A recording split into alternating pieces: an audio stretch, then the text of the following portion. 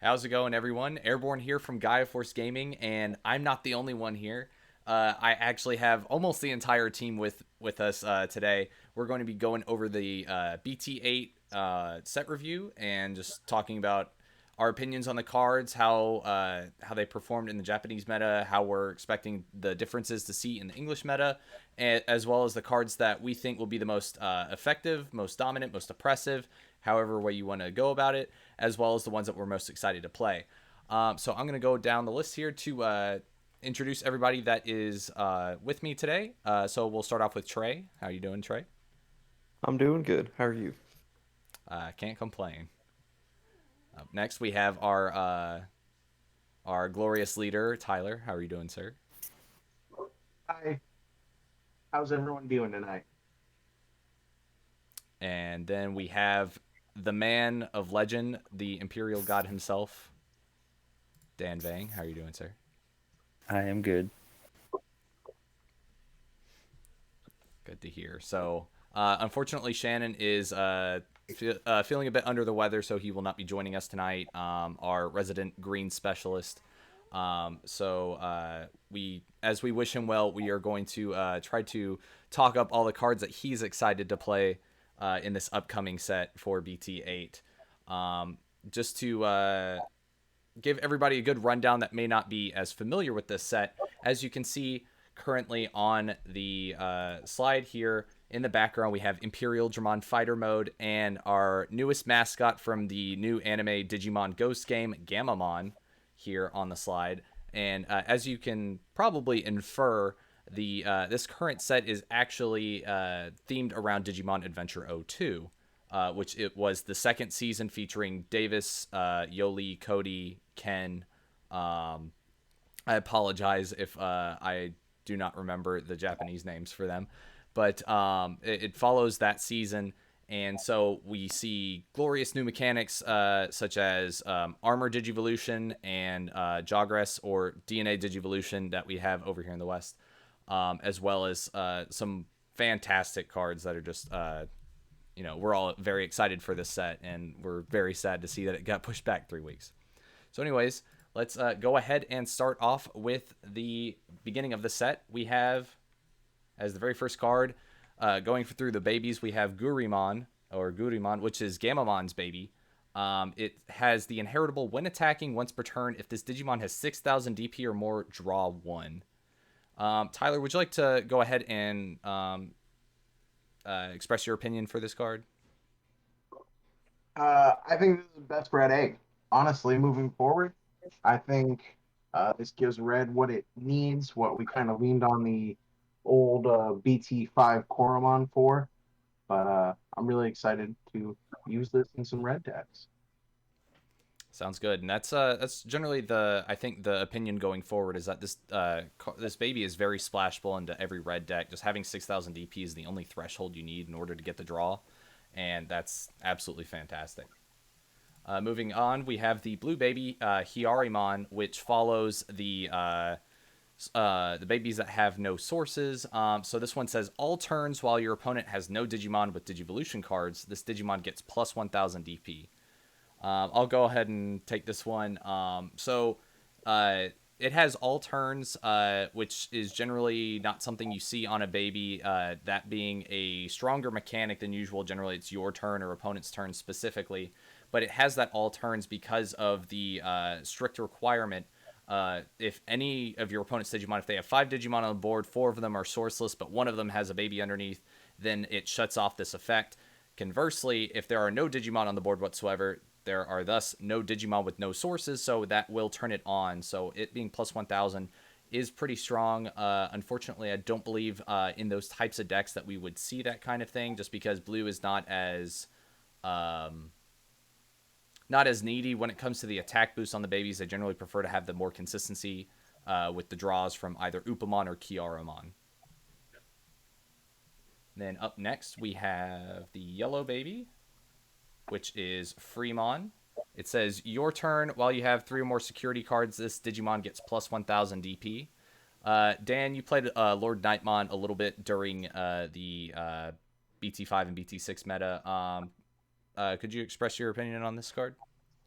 I don't think it's that good. I think we prefer the other babies, right? Upa, Koromon even to reduce. Oop for the draw, Core to reduce, even BBmon to like gain the memory. I think this +1 DP doesn't feel as I guess valuable as the other effects.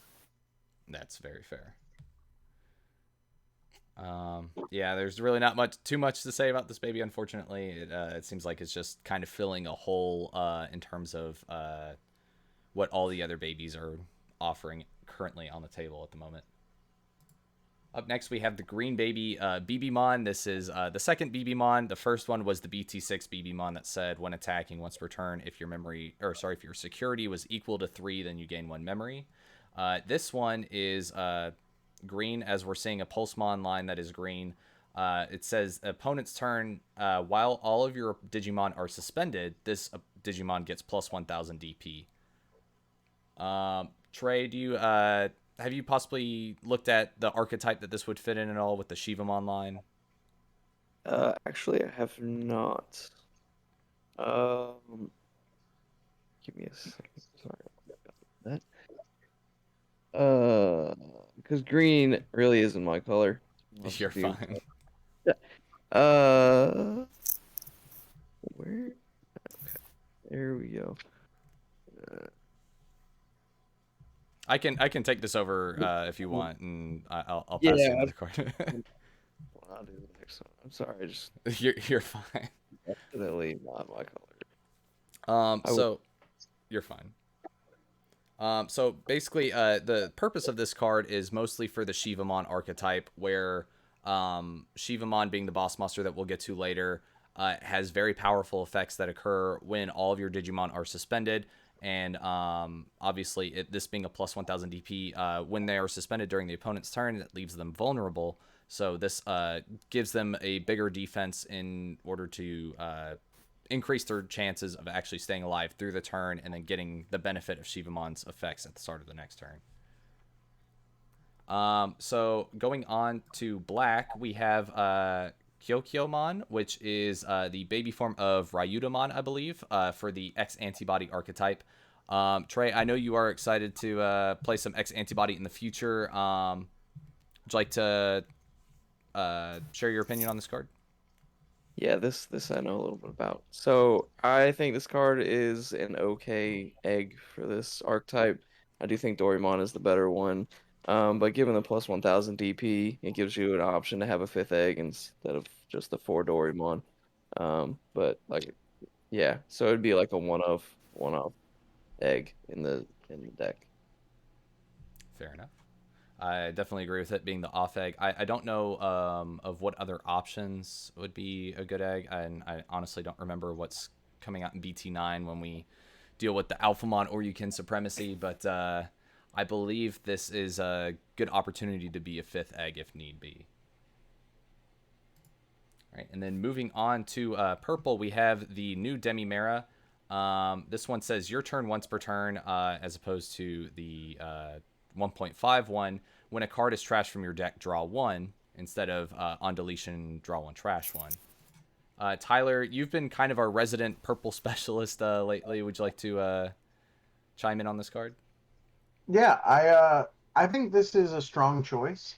I don't know if it'll replace the 1.5 Mamemon just because the discarding and setting up your grave is so important to future archetypes that I don't think this quite will take that spot.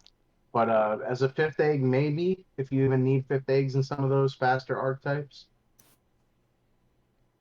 Yeah, that's fair. I believe the card trashing from your deck mechanic becomes a lot more fleshed out in EX2 when we start to see the Beelzemon line. But Yeah, unfortunately, the Impmon for that is an on deletion that primarily, and the others trigger when they're trashed. So this would kind of miss timing since it would no longer be on the field. But it does go hand in hand with stuff like Mist Memory Boost or Soulmon or the Daemon archetype or Creepymon, however which way you want to call him, that we'll see later on in this set review. All right, moving forward, we're finally out of the babies. This time we have Gazimon. This is the new 2-drop 3K vanilla, joining Biomon and Monodramon as another red vanilla. Well, in Toy Agumon. Oh, sorry, and Toyagumon. Excuse Yeah, me. put some respect on Toyagumon's name. Toyagumon, the goat. But Gazimon gets to join quite a stellar all-star lineup with the red vanillas. I don't think there's really much to say about this one. Anyone have any input on the art or? It's good art. All right. I'm sure there's some lore behind the art, obviously, because he's on top of a dark Tyranomon. I just don't know where. It's the Digivice version B or Digimon VPET version B, the error line. So if you made mistakes while raising your egg, you would get Gazimon from your Koromon, or not Koromon, Sunamon, and then it would become Dark Tyrannomon if you made more mistakes instead of Tyrannomon. Makes sense to me. Tyler hitting us with the Thank you for lore. that. All right, and up next, I think we're actually going to start getting into more of the actually important red rookies. No offense to Gazimon, but we're going to start with our first, our mascot for Digimon Ghost Game, Mamemon, and this is also the first alt-art that we will see in the set. He has a your turn once per turn. When you play a red tamer, draw one. Play cost 3, 2000 DP, pretty standard. And then also has the inheritable when attacking. If this Digimon has 6000 DP or more, delete one of your opponent's Digimon with 3000 DP or less. Dan, do you want to share your opinion on this card? Yeah, sure. I think it's pretty decent. Honestly, I think just going through a line, obviously stacking up with his Gamamon line, he would definitely be a lot stronger. Because there is a Gamamon Rush archetype that you could combine him with to kind of proc the effects and get it going. I just don't think, personally right now, with our meta going for BT8, that it's super useful. But it does help, like, it essentially feels like the BT1 Gabumon, right? Obviously, if you have a Tamer, you just play, draw a card, and the inherit's pretty decent, but it really depends on our meta going forward, because I don't foresee 3K being a big threshold, unless people are just leaving rookies on board, like a Floodgate or something. If I could piggyback that real quick. Yes. I don't think that the 3K threshold is very relevant right now, but in EXO2, the Guilmon line has a lot of support that raises these kind of effects. So, like, it'll be like if you have any effects that delete DP, increase the DP amount by like 2K. And, like, with that, it's kind of wild. Yeah, definitely agree with that. If anything, I think the only time we'd really see an inheritable like this come in handy is if we ended up in another meta similar to what we're currently experiencing with BT7, where there's a lot of floodgates on the board and you need to be able to remove a lot of tiny bodies that are constantly oppressing the opponent while getting additional return from staying on board with inheritables such as Chimeramon. But yeah, I think the nice thing that I really liked is just the fact that it lets you play a red tamer and draw one, and that just getting that additional draw in red is pretty nice, especially like in situations where the tamer is generally a loss of resources, hand speaking, whenever you play a tamer. Also, we definitely need to address how adorable Gamamon is. If anyone's watched the show, him and his chocolate champions, as he likes to call them, and his high-pitched squeals are enough to make anyone put a smile on their face. Digimon has really come out with some big mascots in the past few years, like from like Pulsemon, Gamamon, and Agumon being like the main ones. Mm-hmm. Very, very good boys. Agreed. They are the best boys. All right, moving on to our second red rookie. We have Hawkmon from Digimon Adventure 02. Has play cost of 3, 2000 DP, and on play, reveal the top 4 cards of your deck. Add 1 2-color red card among them to your hand. Note that it does not say Digimon. Place the remaining cards at the bottom of your deck in any order. I'll go ahead and tackle this one. It's in the same line as the Vmon and Armadillomon that we'll see, where if you run dual color cards in your deck, it's part of the main theme of your deck, then this card is absolutely necessary. Just being able to search for 2-color red cards. So you can run this in Black War Greymon where it's red and black. You can grab those. In the future, we will see dual Tamers that are red and yellow or red and blue. It can grab those because it does not specify a Digimon, Tamer, or option. And if you're, wanting to run something such as Dark Gaia Force that we'll see later, it can grab that as well. Moving on after that, we are finally getting into the champion line. We have Aquilamon, which is the evolution of Hawkmon. It is a play cost of 4,000 DP, and I probably should have mentioned about Hawkmon previously. It has a digivolution cost for both red and yellow, so Hawkmon as well as Aquilamon can both digivolve on top of yellow babies, or in Aquilamon's case, rookies. It says when you would play this card from your hand, reduce its play cost by 1 if you have a yellow Digimon in play. And then the inheritable, when attacking, if you have a yellow Digimon in play, delete one of your opponent's Digimon with 5,000 DP or less. Dan, would you like to tackle this one? Yeah, I think it's actually a great card for the red-yellow archetype, honestly. Very similar, like as we see, we're going to see, spoilers, the Vmon, Hawkmon, Armadillomon, the Stingmon, Aquilamon, and the Ankylomon. They're all very similar in the fact that, they're used to either, the rookies are used to search, and the champions are used to, on play for less, be able to, DNA Digivolve for whatever.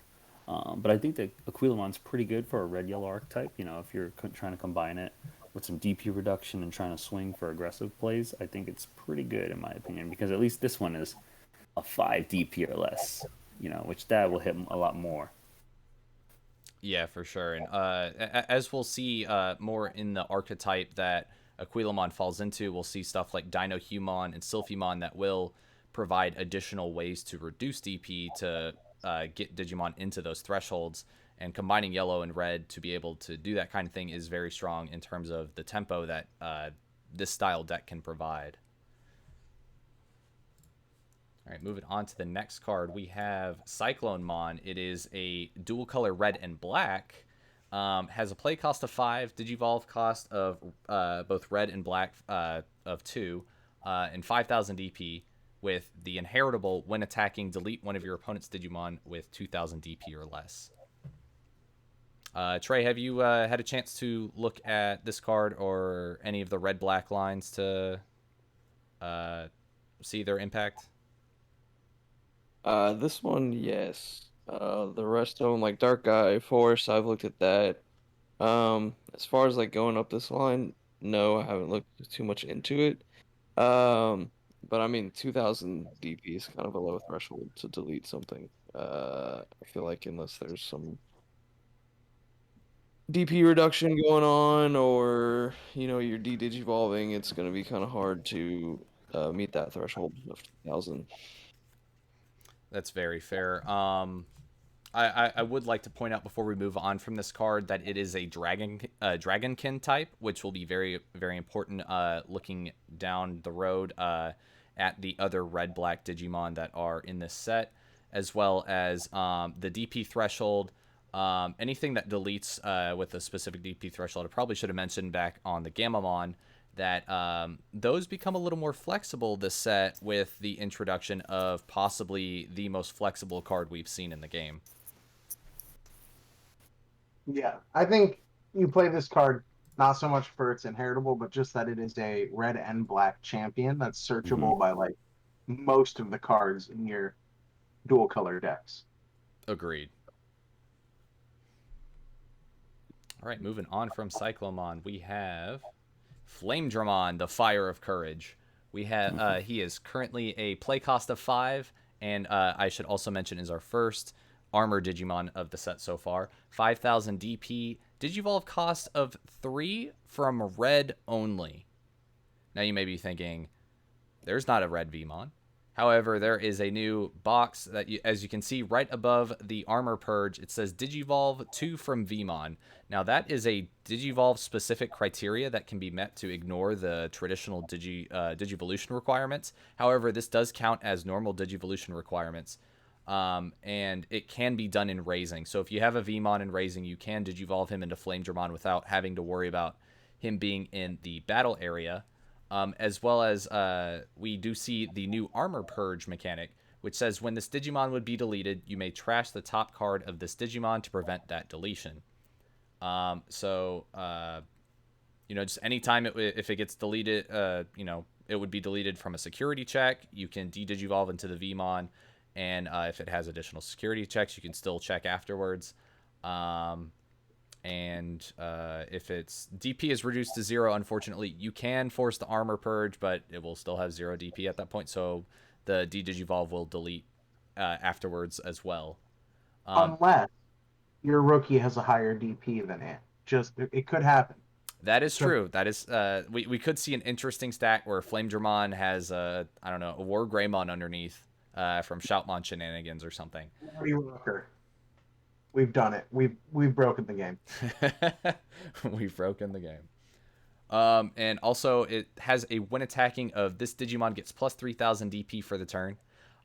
Let's start it off with Trey again. I know that you in addition to Dan are also part of the Imperial Gods. Would you like to provide any input on this, since I know you're excited for Armor Rush as well?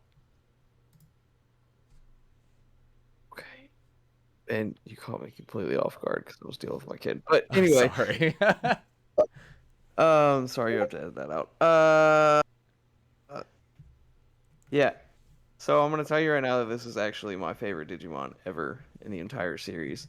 But I am super excited for Armor Rush and everything that it gives you the ability to do. I'm gonna be playing Blue Yellow Magna Rush. I'm super excited for the armor part of this game. I would definitely say that I think most of us, if not all of us, are definitely excited for the armor mechanics of this game, especially one that we'll see later that is considered a staple in Imperial. But I'm definitely happy that I picked on you for this card, because I honestly did not know it was your favorite. Yes. All right, moving forward, after Flamedramon, we have Gamamon, which is one of Gamamon's champion forms. This is the first one that was revealed in the anime. It has a play cost of 5, 6,000 DP, Digivolution cost of 2, and when Digivolving Blitz. Tyler, you're our resident Shoutmon player. Would you like to provide your input on this? Yeah, searchable level 4 for Shoutmon makes me happy. Other than that, it's just a pretty standard. I think for the Gamamon Rush line, it'll be good because you'll draw your card. But 6K is a pretty low number to be swinging in most metas. Not really much else to say. Decent. Yeah, and to add on that, we do see various Gamamons that actually are coming out, and some of them do provide DP boost based on if Hito is on the board, and also Hito himself can actually provide a boost. So it is very easy for this Gamamon to actually get pretty scary in some Gamamon rush decks that we may see down the line, where they can get high security checks with high DP for very minimal effort. But for now, definitely, it's I think its best use is in Shoutmon. All right, moving forward, we have Chimeramon. Not much to say about this one. He's a vanilla 6-cost Digivolve for 2 on top of a champion, 7,000 DP ultimate. He's the equivalent of Myotismon from BT2. Honestly, can't remember the others. That's it. Yeah. Next card. Yeah, next card. Nothing really to add after that. All right, now we get to our first DNA Digivolve. We have Silphymon. This is a red-yellow dual-color Digimon. Play cost of 8, 8,000 DP, and normally it Digivolves on top of a red or yellow champion for 4, which is a very steep cost. However, we have a new DNA Digivolution criteria box, as you can see, that's very similar to the Flamedramon one that, for Vmon. And it says DNA Digivolution 0 cost from red level 4 and yellow level 4. So it Digivolves unsuspended with the 2 specified Digimon stacked on top of each other. and the order will always be the color on the left side of the dual color Digimon is the one that goes on top, and then the color on the right is the one that goes on the bottom. In some certain cases where, for instance, both Digimon may be red, yellow, dual color, you can choose the order, but that is generally the only time you can. And it has the when Digivolving effect. One of your opponent's Digimon gets minus 5,000 DP for the turn. Then, when DNA Digivolving, delete one of your opponent's Digimon with 5,000 DP or less, which basically allows it to kill a 10,000 DP Digimon, which is kind of nuts. I should also mention that DNA Digivolve Digimon do not follow the same rules as a Digimon when played. It is not considered played, so it can attack the turn that it DNA Digivolves, which is absolutely huge. It doesn't matter if the Digimon underneath it have that restriction, and it also purges itself of any effects that were previously placed on it. So if it was frozen by a Korikakumon before it DNA Digivolved, it no longer has that. Conversely, if it had security attack +1, it no longer has that. Also, I should say... Sorry, go ahead, Tyler. I was going to say it also comes in unsuspended, even if both or either were suspended, and resets all of its own once per turn effects in its sources, even if they've already triggered. Right. The most important thing with this mechanic is to just essentially treat it as a brand new Digimon, but think of it as like a Digimon that came out of Raising, like from Mimi's effect, for instance, where it can still attack the turn that it was essentially created. Also, the inheritable is when attacking, delete one of your opponent's Digimon with 5,000 DP or less. Dan, would you like to provide any input on this card? Oh, I think it's great. I think combined with the Aquilamon under helps out a lot, right? Because the Aquilamon in here is, if you have a yellow Digimon in play, which obviously Silphymon is because it's part yellow, delete one of your opponent's Digimon with 5 DP or less. So essentially you could possibly get rid of 2 things on board combined with that, right? You could lower something that's 10k to 5k, or something else that's, or delete something else that's 5k. You know, it's multiple ways you can do it. So I think this is actually a great combination with Aquilamon. Yeah, for sure. And also, I in terms of just going back to the flavor text, since we've already said a lot about this card, I really love that the silhouettes of Aquilamon and Gatomon are in the back behind Silphymon. Definitely ties back to the animations that we saw in Digimon Adventure 02. Digimon just never misses. The card game has so many cool Easter eggs in the art that, like, if you're really deep in the lore, you could just get a kick out of. 100%. All right, up next, moving on from Silphymon, we have Master Tyranomon. We have Tyranomon support in the building. Play cost of 8, 8,000 DP. Digivolve cost of red or green from a level 4 for 4, which is pretty expensive as I said before, but some pretty prominent effects for Tyranomon and its archetype. Your turn, all of your Digimon with Tyranomon in their names gain security attack +1. So for instance, if you manage to get a wide board of jamming Tyranomons from BT1, they would have security attack +1 alongside this big old boy. And also has the inheritable of security attack +1, which is something that we traditionally only saw on, was it just Voltramon for the red ultimates that had an unrestricted Yes. Yeah, just Volk. All the other sick +1s in red level 5s are like conditional. Right. Trey, you were talking about possibly building a Christmas Tyranomon deck. Would you like to provide any input on this? I mean, it's Christmas Tyranomon, and now everything gets security +1. Fair enough. mean- Yeah, the 4 of ball cost doesn't mean a lot if you have like 3 Tigers out. Like, Correct. let's go. That's what I was gonna say. There's Fair. ways around it, right? And then everything gets sec +1. Yep, and don't forget, if you do have Taigas on board to reduce, don't forget that Taiga does give everybody with Tyranomon in its name piercing. Let's go. Now we just need cards that give us more Tyranomons on play to flood the board, and then more that boost DP, and we're gonna be Gucci with a Tyranomon flood deck or something at some point. Just hear We're me gonna out. play the Kendo Gurumon, or not Kendo Gurumon. What's his name? The guy who plays cards from the top of your deck, the black one. We'll just use that as a top end. Which card are you talking about? Card that places. The other part of Alter S, the gold Garurumon. Oh, Crescaruru, yes. We'll play Red Crest with this. Perfect.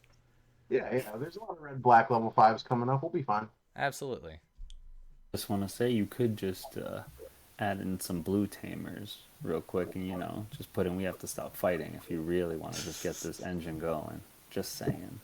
We're just gonna build 5-color Tyranomon. We're just gonna ride that opium train to the top. Let's do it. Easy.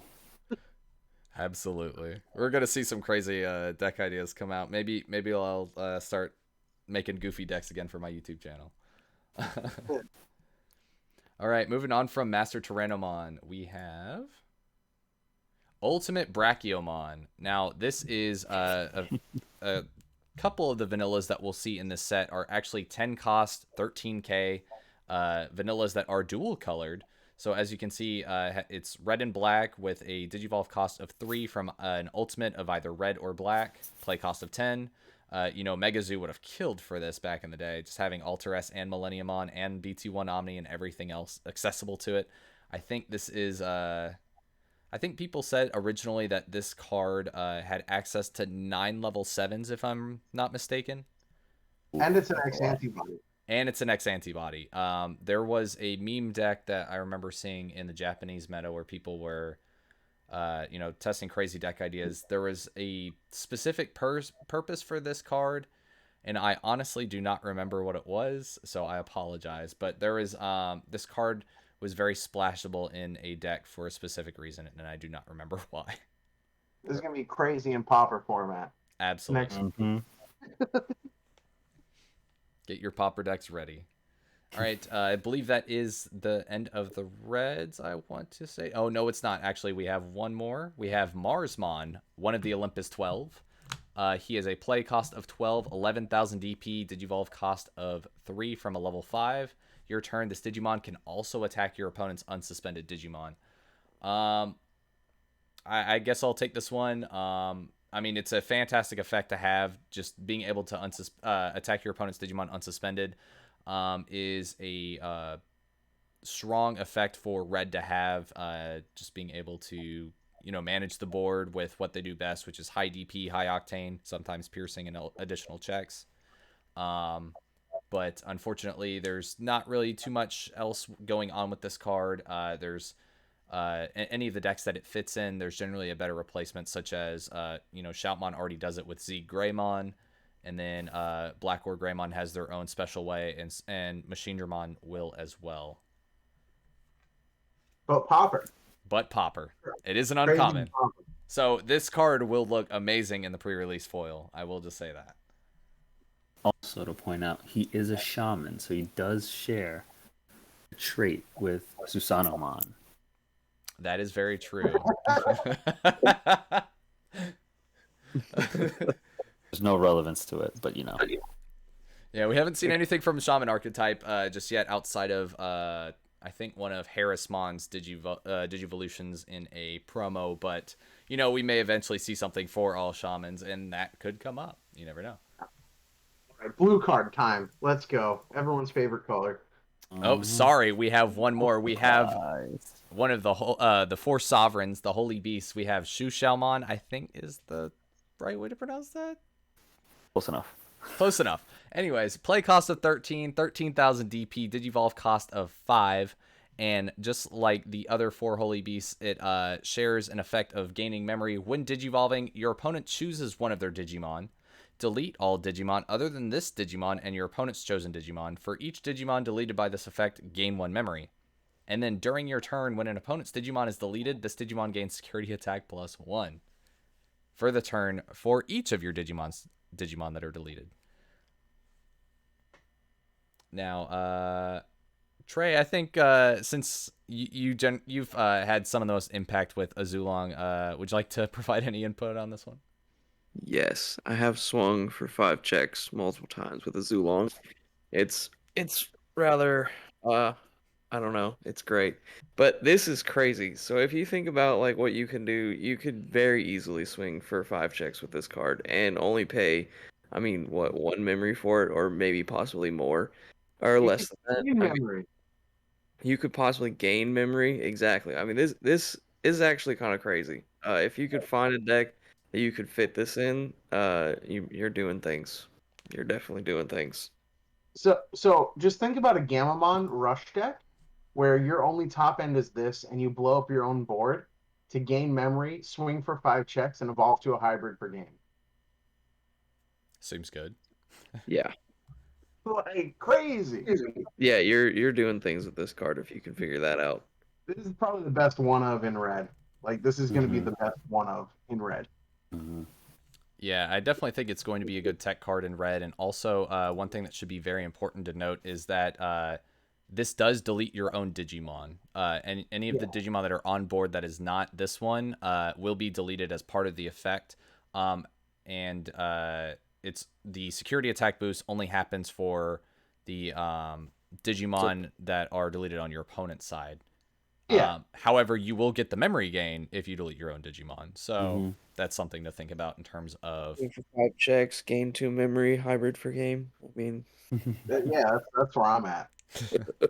Big swing, big check, big game. Good game. Big chicken go burr. Big chicken go burr. All right. Now we can move on to all of our favorite colors, as we are generally all Imperial or Ulforce or Blue Hybrid or otherwise. Moving on to blue. This time, no hybrids. We're Look gonna at that big boy. look at that chunky boy. We have the Patamon. It looks like honestly the Bandai toy of when you could digivolve the Patamon into Angemon. It's like freakishly huge. It kind of reminds me of that. Yeah.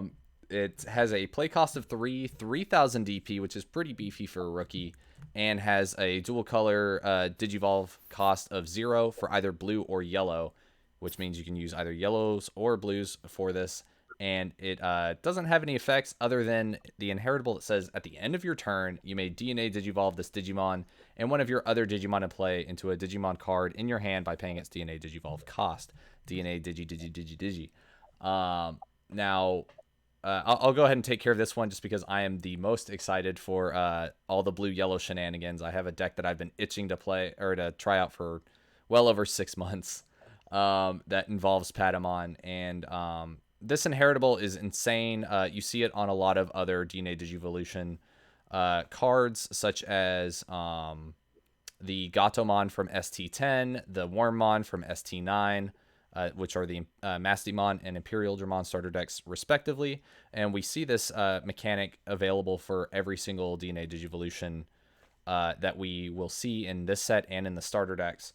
And it's absolutely cracked. Just being able to Digivolve on top of the Patamon, pass the memory over to your opponent's turn, but still get the DNA Digivolution and the powerful when Digivolving effects that all of them have is just absolutely insane. It's necessary if you're running any Jogress or DNA Digivolve cards in your deck. Moving on from that, we have Vmon, our little V-boy. Play cost of 3, 2000 DP, very similar to Hawkmon. So there's not necessarily too much to say, but Dan, would you like to add your opinion on anything with this Vmon that may allow it to trump over the Hawkmon specifically? It's blue. it's blue.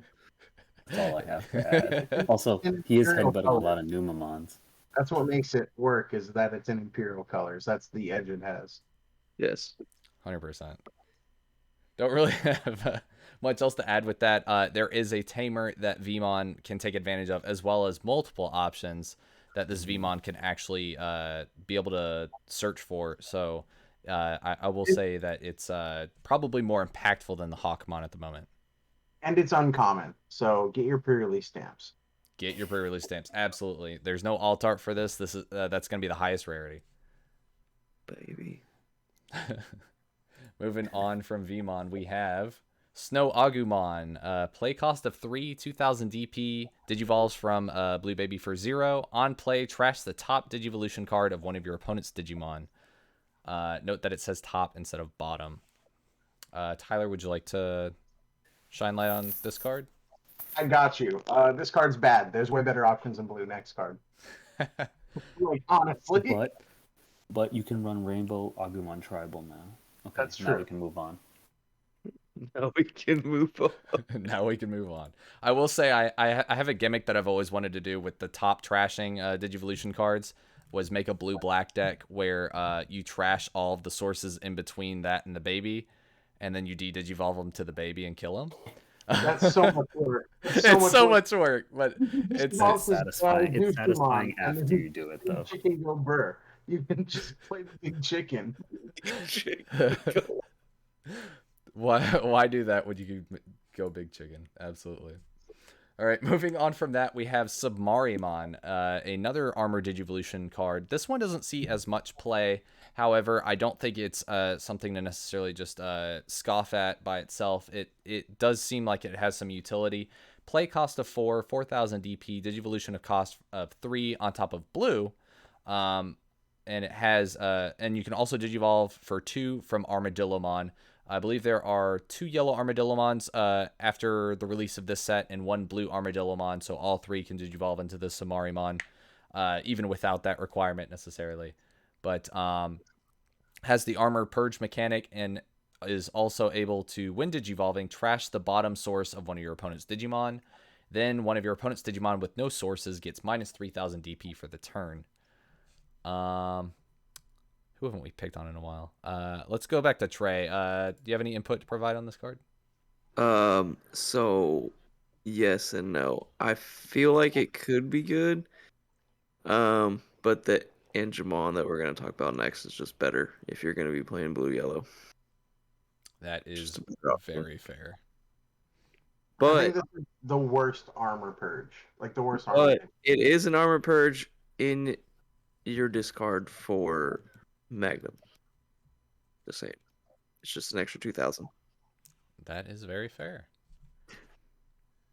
All right, moving on to the next card, which, Trey predicted correctly is the new Angemon. Play cost of 5, 6,000 DP. Can Digivolve from blue or yellow for 3. And your turn, when this Digimon would Digivolve, if you have 3 or fewer security cards, recover +1. Also has the inheritable when attacking. If you have 3 or more security, return one of your opponent's level 3 Digimon to its owner hand, not once per turn. Dan, I believe you join all of us in being a blue-yellow player at heart. Would you like to shine some light on this card? Oh yeah, I like this card a lot. Specifically, obviously, for the blue-yellow archetype. I think using this card in combination with the Patamon we just saw, being able to, even if you were passing turn, you're able to, if you're 3 or fewer security, you'll recover one because you're gonna hopefully DNA Digivolve at the end of your turn because the Patamon inherit into the Shakumon, and obviously you can recover another one. Just being able to put out a body and DNA Digivolve at the end of your turn to a bigger body definitely will help out. Big fan of this Angemon. Yeah, absolutely. And there's the dream of being able to recover 3 from a DNA Digivolve with 2 Angemon into a Shakumon. We'll get to Shakumon's effect here in a little bit, though. But yeah, definitely being able to just have very efficient plays and being able to bounce stuff on attack. Just saving face at as many avenues as possible is absolutely valuable for the blue-yellow deck, and just having that access to that is extremely powerful. All right, moving on from Angemon, we have Hookmon. This is just because Tyler had the best opinion on Snow Agumon, I'm gonna have him tackle this in a sec. But play cost of 5,000 DP. Digivolves from blue and black for 2. And when attacking, trash the bottom Digivolution card of one of your opponent's Digimon. Tyler, would you like to provide some input on this card? This is way better than Snow Agumon because even though the when attacking effect is probably useless, it is a blue-black dual color. So if that's your archetype, you're going to run 4 copies of this. That's it. Next card. Absolutely. You can manage to run the black Metal Garurumon from BT5 with all the other good boys. Exactly. He is the greatest art. He is Octomon. Yeah, because he's gonna lose to Octomon because Octomon has higher DP though. That's true. Definitely has a sword in his back. All right. moving on to the next card, we have Hulsamon, the Wings of Love. So play cost of 5, 5,000 DP, Digivolve cost of 3. Digivolves for 2 from Hawkmon. So while Hawkmon is almost entirely red, Hulsamon,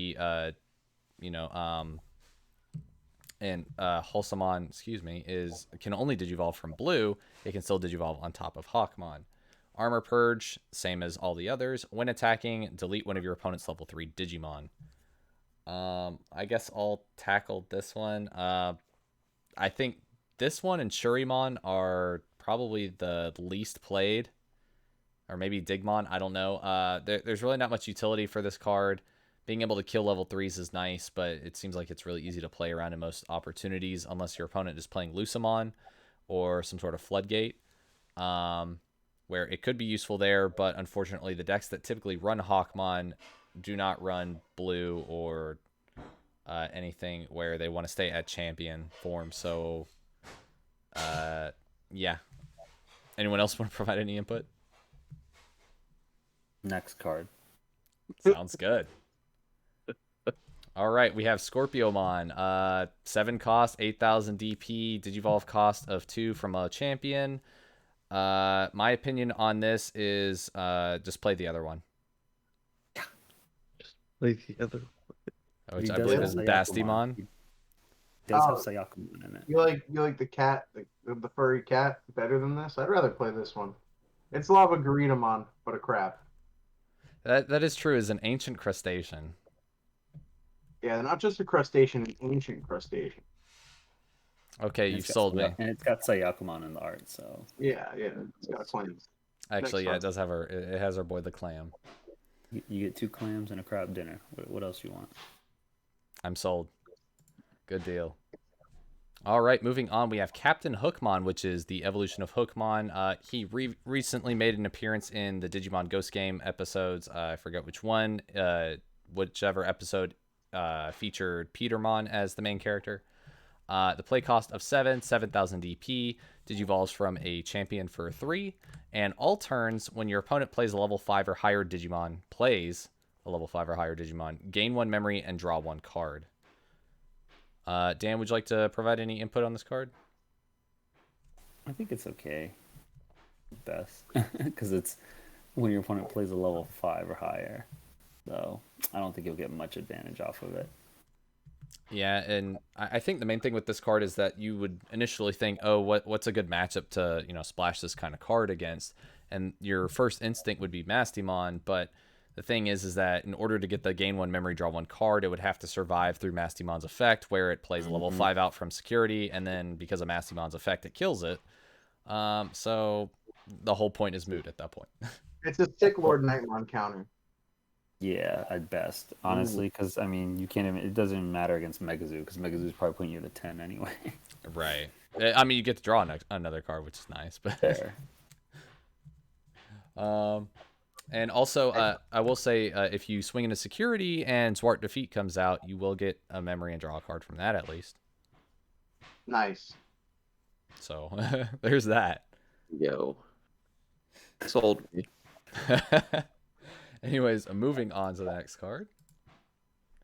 We have Frozomon. He is a play cost of 7,000 DP, Digivolve cost of 3 from a champion.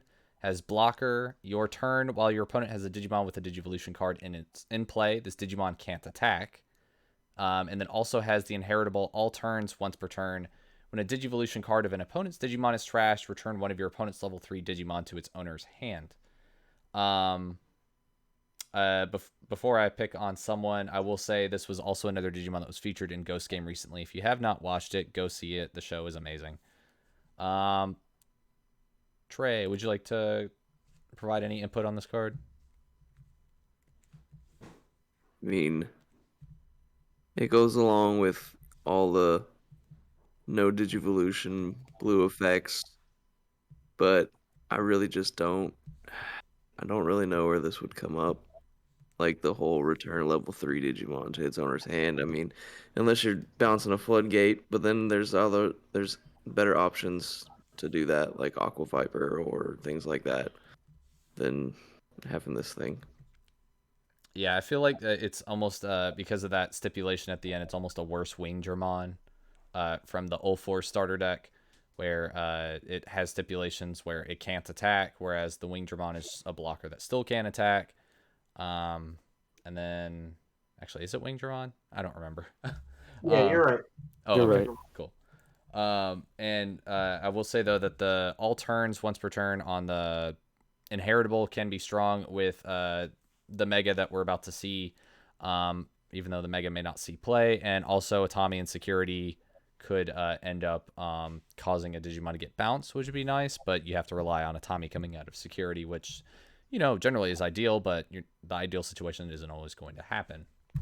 Mm-hmm. Moving on to the next card, we have Silphymon. I'll tackle this one, I guess, because there's not really much else to say about it. It's just like the Ultimate Brachiomon. Play cost of 10, 13,000 DP, dual color blue and black. Can Digivolve from either a level 5 with the cost of 3. He looks like a Mega Man X character, and that's like all I have really to say about it. He looks cool. That's about it. Yep. Surf's up. Move on. Yeah, we got to get through this chat. Get to the good stuff. All right, now we have Frost Velgermon, which is a mega for blue. Play cost of 11, 12,000 DP. Digivolve cost of 4 on top of a level 5. When Digivolving, trash the top Digivolution card of one of your opponent's Digimon. Then return one of your opponent's Digimon with no sources to its hand. And then in the opponent's turn, all of your opponent's Digimon gain when attacking, trash the bottom source of this Digimon. Dan, how about you? How would you like to take care of this? Sure, yeah. I like the card. I don't know how much we'll see play. It's like a fringe card, but it's nice to be able to source strip and everything like that. But I don't think this will see much play unless you're solely focusing on a source strip archetype. This being like there, and then you're trying to do like a Hexablow kind of thing going on. Yeah, I really don't see like much use of this. The cost of being able to requiring someone to strip a source or something when attacking doesn't feel that consequential, unless you're dealing with like purple or something where they have a lot of on deletion effects. So it feels like it kind of falls short. But most important part, the type is giant bird. So this big chicken makes you go burr because it's cold outside, but it does not actually go burr. All right, guys, I actually got to go. Real. All right, Tyler, since you had to deal with that pun, you can tackle this one. Imperialdramon Fighter Mode, a card that all of us are excited to see. Play cost of 12, 13,000 DP. Digivolves on top of a level 5 blue or green for 5, but can Digivolve on top of a Digimon with Dragon Mode in its name for 2. When Digivolving, return one of your opponent's Digimon with 10,000 DP or less to its owner's hand, and then when attacking once per turn, if it has a blue inheritable, you can restand. If it has a green inheritable, you can suspend one of your opponent's Digimon. I think this is a okay one-of in your deck if you need some top-end pressure. I think you don't have the best alt art on the screen, which is one that I'm excited to be getting in the mail. And yeah, I mean, I think it's good. I think it's really interesting that it says Dragon Mode and not Imperialdramon Dragon Mode. So I'm not sure if there are other Dragon modes in other Digivolution lines, but this could evolve over them. Yeah, I'm not entirely certain if there is another Dragon Mode. I think we'd have to do our research, but I want to say that it opens up the avenue to that, which would be really interesting since this is the text that it ignores color requirements. So Yeah. If there's like a purple or black Imperialdramon or something, like for instance, like a reference to the one we saw in Digimon Tri, that could be really cool. Or if they translate the Lucemon Satan mode into Lucemon Dragon mode, that would be very interesting as well. That would be. Because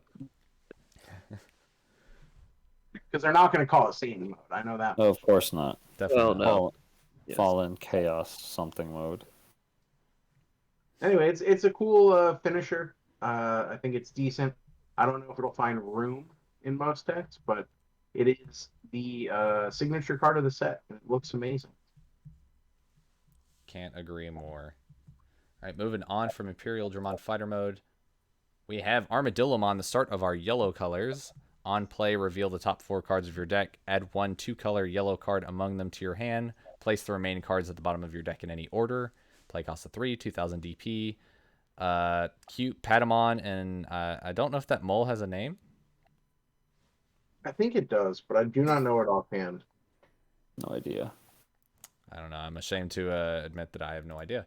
Anyways, nothing really to say otherwise, but anyone have any input on the card specifically? Same as the other. Yeah. That's fair. I will say that this will be able to grab possibly one of the in my opinion, one of the most powerful cards in the set, which is Flame Hell Scythe that we'll see later. Yes. So that is extremely important. However, it's generally not played in those types of decks as those run purple base. But we'll get into that later. Moving on from Armadillomon. It's uncommon. Really stamped. It's uncommon, but it does have an alt art. So Get both. Who needs those? Fair enough. We have Elecmon as our next card. 3 cost, 4000 DP vanilla. Generally, the most boring kind of vanillas are the ones that are 4K with 3 cost and don't do anything. He looks like he's fighting in a Coliseum, though. So I'm not sure if that's Yeah, I'm not exactly sure on the lore behind this one specifically. It might be one of the games I unfortunately have not played yet. Yeah, no idea. Yeah, I don't know. Anyways, moving on to the next card. We have Candlemon. Play cost of 3, 2000 DP. Digivolve cost of yellow or purple for 0. And then has the inheritable your turn once per turn. When you play another purple Digimon, gain 1 memory. Tyler, would you like to provide input on this one? I think this is a decent rookie for the yellow-purple archetype. Again, I don't know if it's going to see play unless you like have a deck specialized for it outside of the other rookies, because between the starter and set, there's a lot of good purple-yellow rookies. That is very fair. I think I have seen the Candlemon played in some. I don't know how good it is or not, but I will say in the Mastimon decks that typically utilize it, it generally does not have to worry about it getting memory blocked, since the Mastimon will delete a Digimon as part of its effect whenever it plays something by an effect. So it will be able to benefit off of that. Agreed. You can always tech it in the old Mastimon too if you really wanted to. That is very true. Assuming there's no memory block on the board. Right. Moving on to the next card, we have Ankylomon. This is the Digivolution of Armadillomon. Play cost of 4, 4000 DP. Excuse me, Digivolve cost of 2 on top of either a yellow or blue rookie. And says that when you would play this card from your hand, if you have a blue Digimon in play, reduce the play cost of this card by 1. When attacking, if you have a blue Digimon in play, one of your opponent's Digimon gets minus 3000 DP for the turn, not once per turn. Trey, would you like to provide input on this card? This is a good Lord Nightmon card. No, I'm just kidding.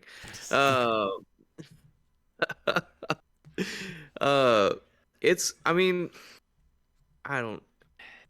it's all right for me. I'm probably never going to use it if that, I don't know if that helps anybody or not, doesn't. I'm sure there are ways that you could use this that would be really good. I just don't know them. Because, yeah. That's very fair. I will say for blue, typically specializes in restanding a lot of times. So being able to stack the minus 3000 DP, generally on a card that may have jamming as well, could be pretty strong. I have a specific combo that utilizes it in the deck that I'm dying to try. So I'll eventually shed light. I'll ask you about it after. Oops. I do too, but I don't want to spoil it. That's very fair. It's your deck. I don't want to spoil that. Anyways, this falls in the same vein as Aquilamon and Stingmon. Stingmon obviously being the most broken out of all of them. Yep, I think that's all we have to say about this card. So moving on to the next one. All right, we have Dinohumon, which is a yellow-red dual color card, inverse of the Silphymon that we saw previously that was red and yellow. Has a play cost of 5,000 DP, digivolves from red or yellow for 2, and when attacking, one of your opponent's Digimon gets minus 1,000 DP for the turn. Tyler, you want to take care of this one? Yeah, I think it's in the same vein as the other dual color level 4s. They're all in colors that are going to be very synergistic. So I think like you kind of are forced to play these if you're playing the dual color deck with a lot of different colors going up the chain. This guy's Inheritable is not terrible, especially in the colors it's in, because it'll synergize with your other effects. That's very fair. Going on to the flavor text, I will say that Dinohumon was originally Kodamon's champion form when we saw his debut in Digimon World 3. And if you look in the background, you can see the trees from the online MMO that was essentially being played, where the game took place in Digimon World 3. It's one of the kicking trees where you could find a Cardmon and try to get booster packs for the card game that was in that game. Moving on to the next card, we have Mamemon. This is, I'm sure everyone has been dying for this card. I know a lot of people were upset about how underwhelming it seemed when it first got revealed because it wasn't a level 6 or something. But it's a very strong card. Play cost of 7,000 DP. Digivolve cost on yellow or blue for 4, but Digivolves from Vmon for 3. Has blocker, has armor purge, and then when digivolving, it unsuspends, and then it gets plus 2,000 DP until the end of your opponent's next turn for each card with armor in its traits in your trash. Dan, would you like to take care of this one? God, I love this card. I think when it was first revealed, people were like, oh, it's not a good card at all, or whatever, however they felt about it. I thought this card was great. I think it's pretty busted. I mean, the fact that you can evolve, you can swing with your shenanigans. Let's say the armor died, right?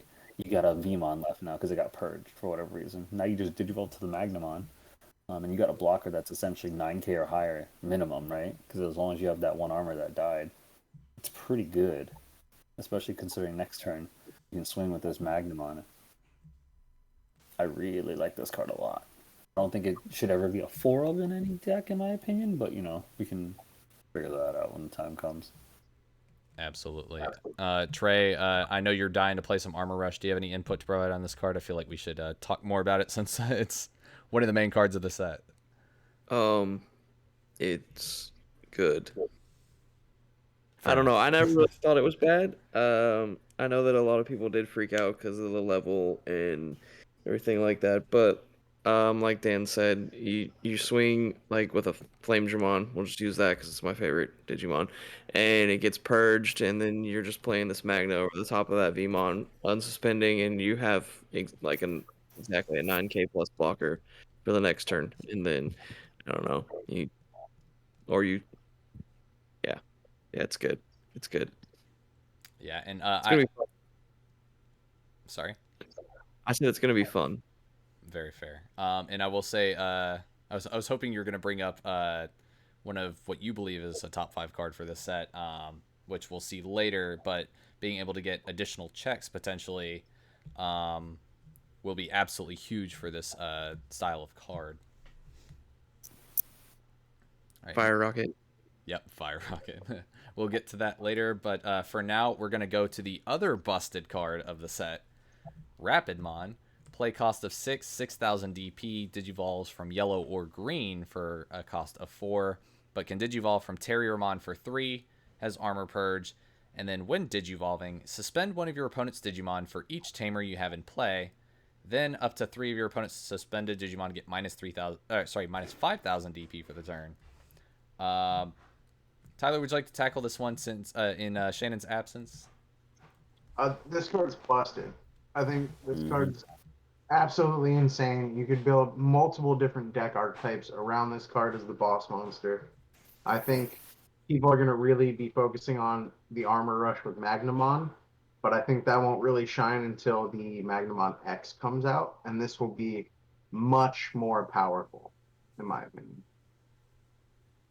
Yeah, and to add on to that, this card is good enough to make yellow hybrid switch to a yellow base. I'll just say that. There's really nothing else to say. I can add something. Or we can wait till armor texture to add more. That is very fair as well. We can move on. I'll talk about armor texture after when we get to it. All right, I'll give you armor texture when we get to it. All right, moving on, we have Betsumon. Oh lord, one of the biggest memes of the set. A play cost of 6, 7,000 DP, Digivolve for 3. When Digivolving, you may trash one card in your hand to treat this Digimon as also having the colors of the trash card for the turn. Then, if this Digimon has 2 or more colors, draw 2. I'll go ahead and tackle this since this is up my territory with all the meme decks. This card's a lot of fun. Being able to turn literally any yellow stack into any mega of your choosing is pretty crazy. And that, however, you do have to be able to trash the card of the color that you're trying to go into in order to get to it. The main thing with this is just, yeah, that's kind of it. There's really not much else to say. Just it's not necessarily what there is to say about it, but what you can do with it and using your imagination that really puts it into perspective. Do we know what cards it's playing? It looks like Spiral Masquerade in the front. And maybe Angewwoman in the back. They're stacking their evolutions like an absolute cretin, though. Like, you can't read the inheritables. Oh, yeah, they're an absolute villain. I have no idea what's in play at all. It looks like Lightning Paws, actually. If I'm looking at the actual card and zooming in on it, under its text, it looks like the option card looks like Lightning Paw to me. I could be wrong, though. Yeah, and I think I see a 4 in the corner. Okay, I'll take Lightning Paw. Anyways, and yeah, this I believe the origins of this card was originally there was like a I think I heard that someone was cosplaying as Gatomon one time or something, and someone decided to make a card or a Digimon out of it. So I think that's kind of what happened with Betsumon, but that's at the very least what it looks like. It only looks creepier if they stand up in the whole Betsumon costume as well. Absolutely. That's probably why they let him sit down for this art. Yeah, thank the Lord for that. Moving on from Betsumon, we have Kyukimon, a play cost of 7, 9,000 DP vanilla that can digivolve from yellow or purple for 3. Tyler, would you like to provide input on this card? I don't think the level 5 duos are going to be as important as the level 4s, except in the case of Yellow Purple because of Mastamon. Unfortunately, I think they're just way better level 5s from Mastamon in the starter and set as well than this thing. It's not bad, though. 9K is a huge threshold, so that's pretty cool. Yeah, for sure. It's surprisingly strong. I think this is a card that, even though it really won't see play in structured formats, it will probably be pretty potent in the sealed formats that we see during pre-release. Also Popper. Moving on, we have one of my favorites of the set, Shakumon.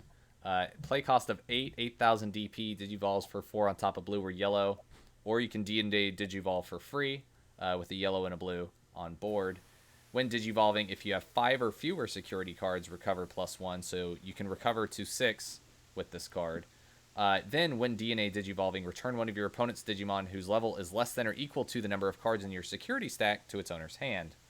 It also has the one attacking, just like how Silphymon mirrored Aquilamon's, but without the color restriction. When attacking, one of your opponent's Digimon gets minus 3,000 DP for the turn. This card, in my opinion, if it weren't for Chimeramon and Imperialdramon, would be the best Jagras ultimate out of all of them. This card is nuts. Being able to recover, if you have 2 Angemon, for instance, and you're down to, 1 security, you'll go up to 4 security, and you get to bounce a champion on top of it. And then you can swing and bounce 2 rookies. If you're able to go into a mega that swings multiple times, then you can, make all of that DP reduction cascade allocated on the board however which way you will, like a Lord Nightmon deck. I mean, it's really cool. I love it. Anyone else have any input to provide? Yeah, I think it's a great card. I think like what you said and the ability to honestly recover is a big deal. Like it's not it feels like a Kazuchimon but with extra stuff added, right? If you were able to do the double Angemon recover plus this recover. Definitely keep in mind it says 5 or fewer security, so even if you're at full life and no one touched you, you still recover 1. No matter what when you did evolving. And you can bounce a Mega afterwards. Correct. Very strong card.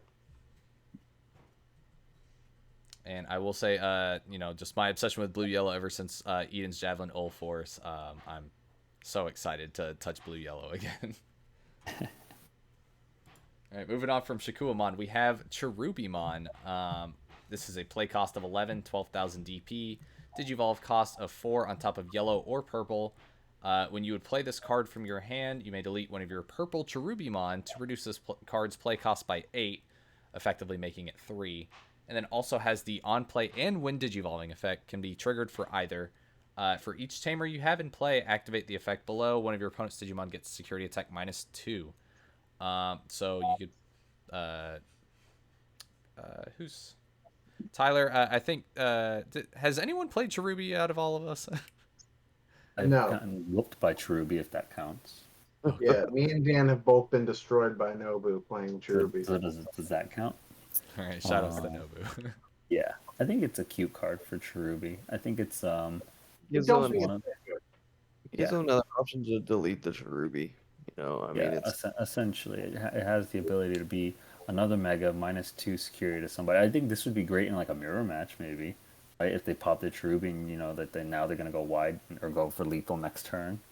You could pop your own Cherubi, get your own effect, and then -2 sec to one of their cards. But overall, I think it's okay. I think it's a cute tech at best. But honestly, you're probably just better off with like Deathclaw or something anyway. Or something Yeah. top your Cherubi. When you pop Cherubi, you're usually winning that turn anyway, Mhm, so you don't mhm. follow their effects. No matter what, this is gonna cost 3 to play. Unless So they many have cards. Silphymon out, and then it'll cost 11. Yeah, and then you're done.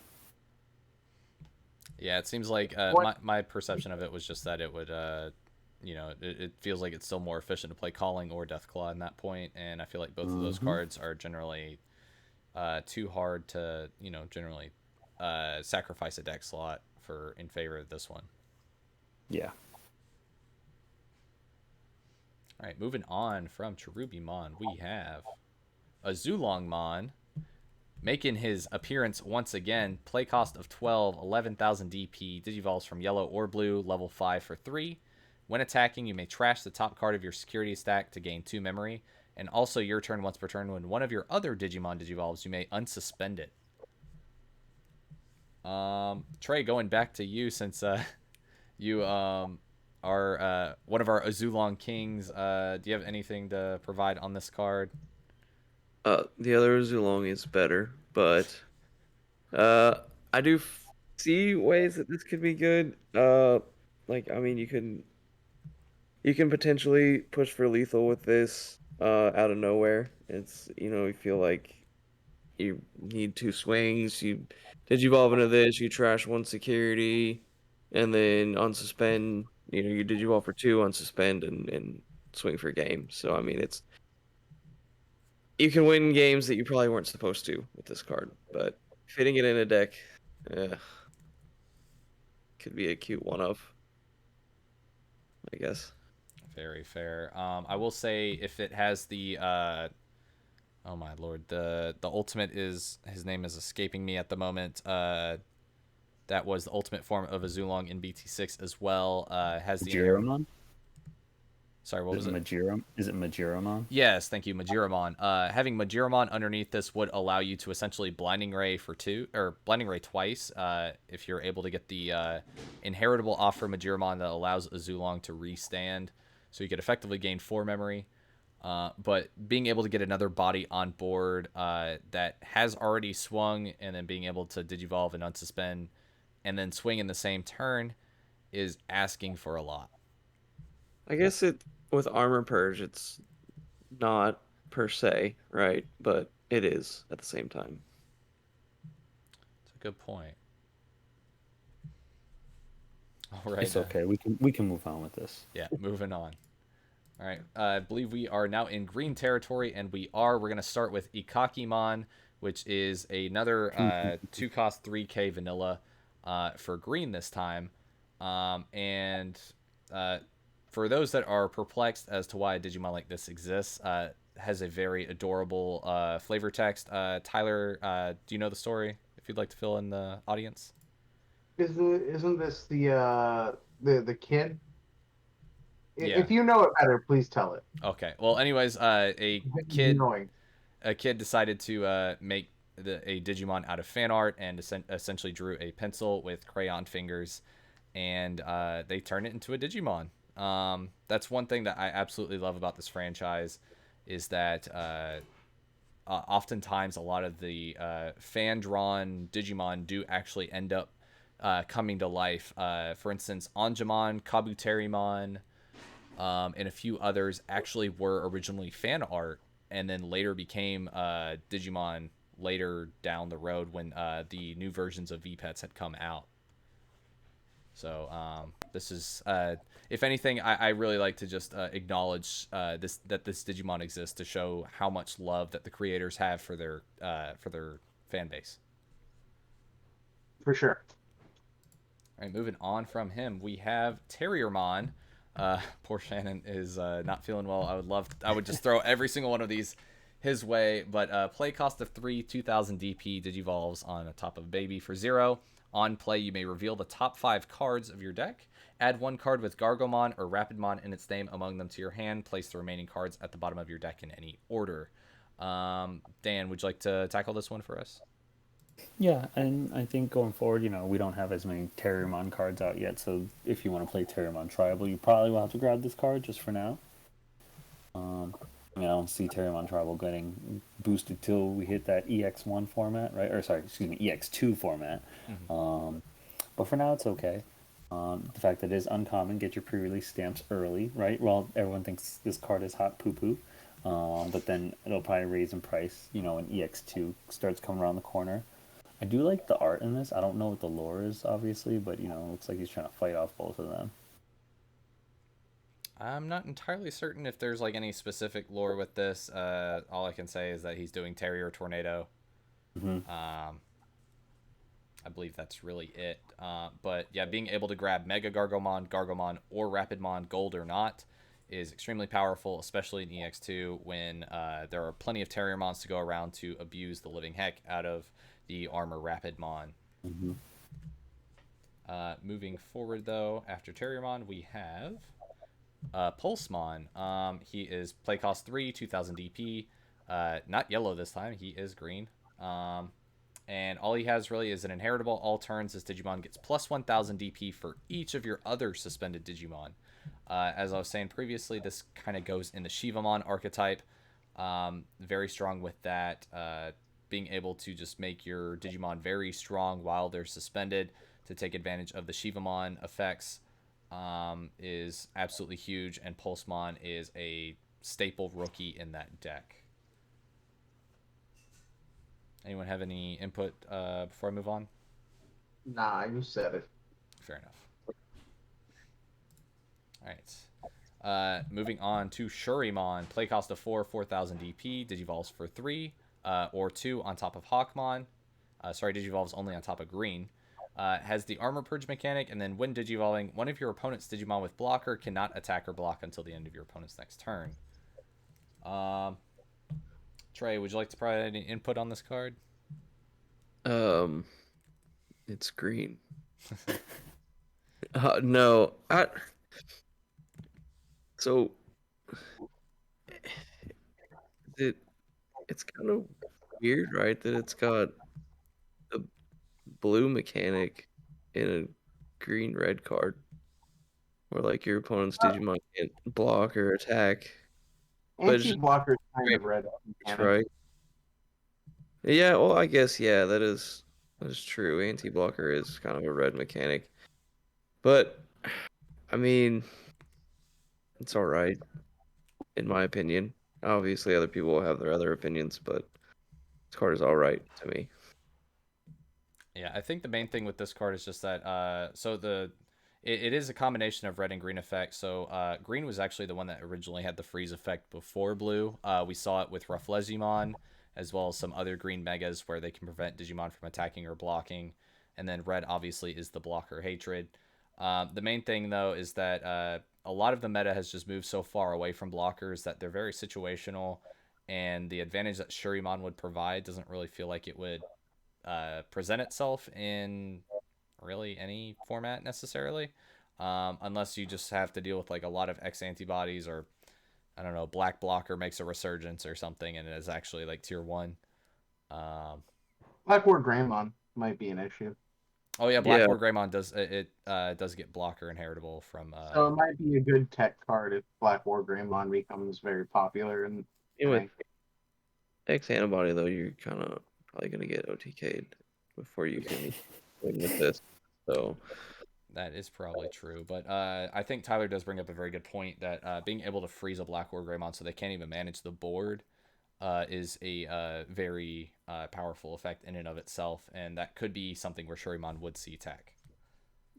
It's still a Mac card. It's 4K. Mhm. I wish it was bigger. Yeah, it's definitely probably the worst armor, but I've had $1 every time I heard that. Shinobi Next like, card. hanging out in the back. That's cool. yeah. Moving on, we have Namekimon? Namekimon? I don't know.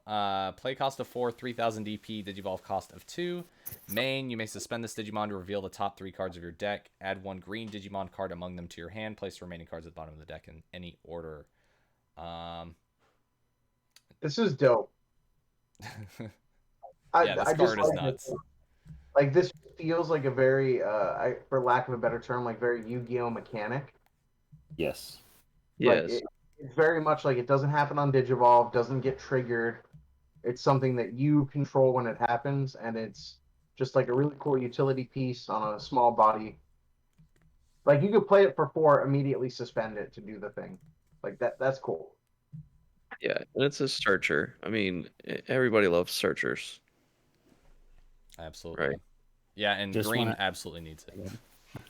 Yeah, I just want to add that this is the Digimon I keep getting when I use the dim with Pulsemon. It always comes up to this garbage sloth, and I'm just like, I hate you.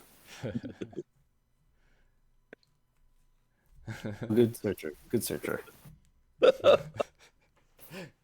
Shout outs to the V watches. Moving on from Namekimon, we have Exermon, part of the Shivamon Digivolution line. Play cost 5, 5000 DP. Digivolves for 2. When Digivolving, you may suspend one of your Digimon to suspend one of your opponents.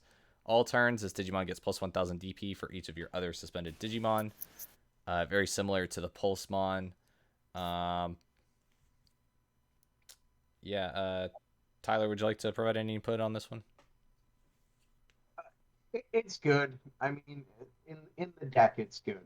I don't think it's going to find much room outside of the Shivamon deck.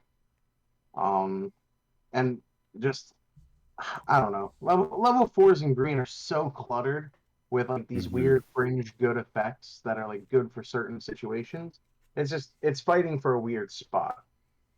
Yeah, it's definitely in that that champion crisis slot. I feel like where it's just like, do I run Togemon or do I run everything else that Digivolves faster, kind of thing. So moving on from that, we have Digimon, the Drill of Knowledge. Yeehaw. Play cost of 5, 5000 DP. Digivolves for 3 on top of green or 2 on top of Armadillomon. This is the weirdest one just because there is a blue Armadillomon too. That's where the color ignoring part of the effect really comes into play. Has Armor Purge, and then when attacking, one of your opponent's suspended Digimon gets minus 3k for the turn. I guess I'll tackle this one. Being able to kill something with 8k or less is pretty good, and crashing into it doesn't feel as bad because of the Armor Purge mechanic. However, you do de-digivolve, and also the Digimon has to be suspended, which works out anyway since you'd be attacking into it. But if you want to kill something while going for a security check, it's going to be very rare that happens. Anyone else want to provide any input? Nope, has an alt art, nice and shiny. Pass. Sounds good. Moving on from Digimon, we have Drimagimon, another vanilla. Seems like a worse. Finally get Drimagimon, Drimogimon. Play cost of 5, 5,000 DP. Digivolves for 1 on top of a level 3. Is a level 4. It's a worse version of Vegemon. Am I right? Yeah. Really not much else to say about it. The art is cooler, though, in my opinion. That is very Yeah, fair. I like Digimon as a Digimon, so. Yeah, because he wasn't he like one of the original, like, quote unquote bad guys, or bad guy of the week. You know what I mean? Yeah. His little V-Pet sprite is very cute, so I really like him. Yeah, and he's got little drills for nails, which is adorable. Exactly. See? All right, moving on from Drimogimon. We have Lydramon. I like to call Raydramon to me. It's Raydramon to me. Raydramon, the Thunder of Friendship? Storm of Friendship. Storm of Friendship. Play cost of 5, 5,000 DP. Digivolve cost of 3 on top of a green, or Digivolves on top of Vmon for 2. Armor Purge, when Digivolving, suspend one of your opponent's level 4 or lower. Trey, I'll do you the honors on this one. You would. All right, so I know this is an Imperial card.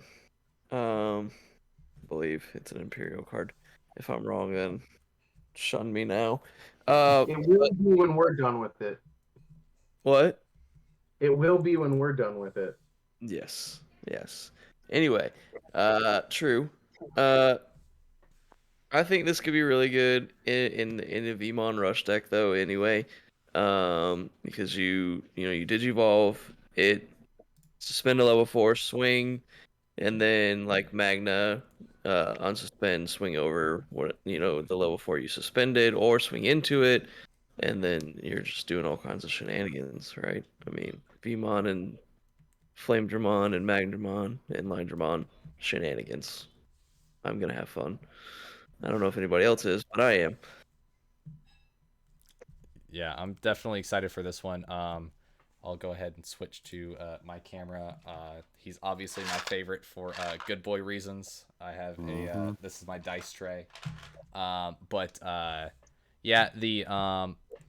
if it weren't for Magnamon and Rapidmon, this would easily be the best armor Digimon. Being able to suspend level 4 lower and manage the board before you Jogress into Imperialdramon in both Armor Rush or Imperial is absolutely bonkers. This card's nuts. It covers both green and blue for Davis and Ken requirements. It is an armor Digimon, so you can use Fire Rocket and all sorts of other stuff with it. The only bad part about this card is how they westernized the name. Yeah, why did they do that? So technically, I actually know the story behind this. It was originally mistranslated for America, and they just left it that way. But there is another Raidramon in Japan that's probably going to get a card at some point from one of the other series, and they just didn't want there to be 2 Raidramons. This was always supposed to be Lydramon, but just because of, for lack of a better term, English, it was pronounced Raidramon in the Americanized version. And to go along with that, I think it was supposed to be a pun in Japan where Rai, the Japanese kanji, I believe, symbolizes both lightning and not friendship, but something synonymous with friendship. So I think it's supposed to be a pun for that, and it kind of got bastardized when it got westernized. So, anyways, that's all we have to say about this. Before we move on, quadrupedal. This card. Yep, it's a beautiful card. Did not get an alt art. It has so many combos, and I don't know why it didn't get an alt art. It's a travesty. Did not get an alt art. Amen to that. Very angry about that. Maybe it'll be a prize support card in the future. Yeah, that's what I'm thinking. Maybe one of the either prize support or like a premium Bandai alt art kind of thingy. Yeah. For sure. I mean, they did do Davis dirty for a while, so yeah. But we are getting an Altart Davis, and as we are getting other cards, we gotta move on to the next one. This one is Pistmon. As part of the Shivamon archetype, play cost of 7, 7,000 DP, Digivolve cost of 3 on top of a level 4, or we have the return of the Digisorption mechanic. This one is Digisorption -2, though. Similar to the Sarismon, it does not fully discount the Digivolution cost, so it would be 1 if you Digisorped. And inheritable, all turns, this Digimon gets plus 1,000 DP for each of your other suspended Digimon. I'll go ahead and tackle this one. The inheritable is the exact same as the previous lines of the archetype, just being able to make your guy big and really hard to beat. At this point, if you get Pulsemon and everything else underneath this, and a Shivamon suspended, it's already 12k normally. I don't think a 19k War Greymon might have enough to swing over it if you have another body on board. Neat. Possibly. I really like this Digimon's design. Oh yeah, he's a bike. He is the bike and he is the cyclist. It's pretty cool. Moving on. It's like a aerobic centaur. That's a good way to think about it. All right, now we have the other ultimate for the Shivamon archetype, Climbmon. I believe this is actually the ultimate for Shivamon. Play cost of 8, 8,000 DP, Digivolves on top of a champion for 3. When Digivolving, if this Digimon is suspended, return one of your opponent's Digimon that's suspended with DP less than or equal to this Digimon's DP to its owner's hand. So that could be 8k or less, or higher, depending on the inheritables that you have with the archetype. Your turn, when this Digimon becomes unsuspended during your unsuspend phase, suspend one of your opponent's Digimon. Tyler, you want to tackle this one? Yeah, this is the best one. This card's nuts. Like, if you're playing Shivamon archetype or even aggressive green archetypes, this card is like outrageous. For sure. Being able to manage the board while doing all the Shivamon shenanigans, which we'll see shortly, seems really strong. So the ideal situation is being able to get this, get a Shivamon on top of this, suspend something, and be able to swing instead of having the risk of swinging into security and the Shivamon dying. Moving on to the next card, we have Spinomon. Play cost of 10, 13,000. Merry Christmas, everybody. It is 8 months early. Digivolving on top of green or red for 3. And most importantly, he is a dinosaur from our imagination. And when he's tall, we know he's all a dinosaur sensation. Shout out to Barney. Anyone have any input before I move on to the next card? It's one of these. Yep, it's one of these. Moving on. All right, we're finally at Shivamon. Enough dancing around the subject. Play cost of 12,000 DP. 4 cost Digivolve from a level 5. Opponent's turn. While all of your while all of your Digimon are suspended, your opponent can't use option cards at all. And during your turn, when this Digimon becomes unsuspended during the unsuspend phase, trash the top card of your opponent's security stack. I know I just went, but can I take this one? Absolutely. This card's insane. Green control is going to be so oppressive. I think, like, just being able to EPS every turn by swinging, and then you're 12k, and on your opponent's turn you're like 16k or higher, and they can't Gaia force you or bounce you or do any. It's just, people are going to get really mad at this deck if it's a well-built deck with a good pilot. Max Taper is going to like top 8 with this deck every event. People are going to get sick of it. Yeah, honestly, this deck unfortunately didn't see that much potential in the Japanese format. I think mostly because of Mastimon running amok and Mega Fusion existing and reinforcing memory boosts and Ice Wall and everything that we saw with blue and yellow hybrid. But with all of that kind of shafted at the moment, I think that might be enough for this archetype to actually really take off and take flight. And honestly, like, what would stop it at the point? Maybe Black War Greymon or something, or X-Antibody. Yeah, it would be like something really big, or the Mastamon effect. if you don't play around it well enough. But like, man, it's just it could be such you could run away with a game just because your opponent doesn't draw their outs, and that's kind of crazy to me. Yeah, if you don't have something like Lucamon fall down mode, which even then you may need dead or alive to actually get it, and Shivamon turns that off, it seems like it really just puts puts a dent in every deck at this point.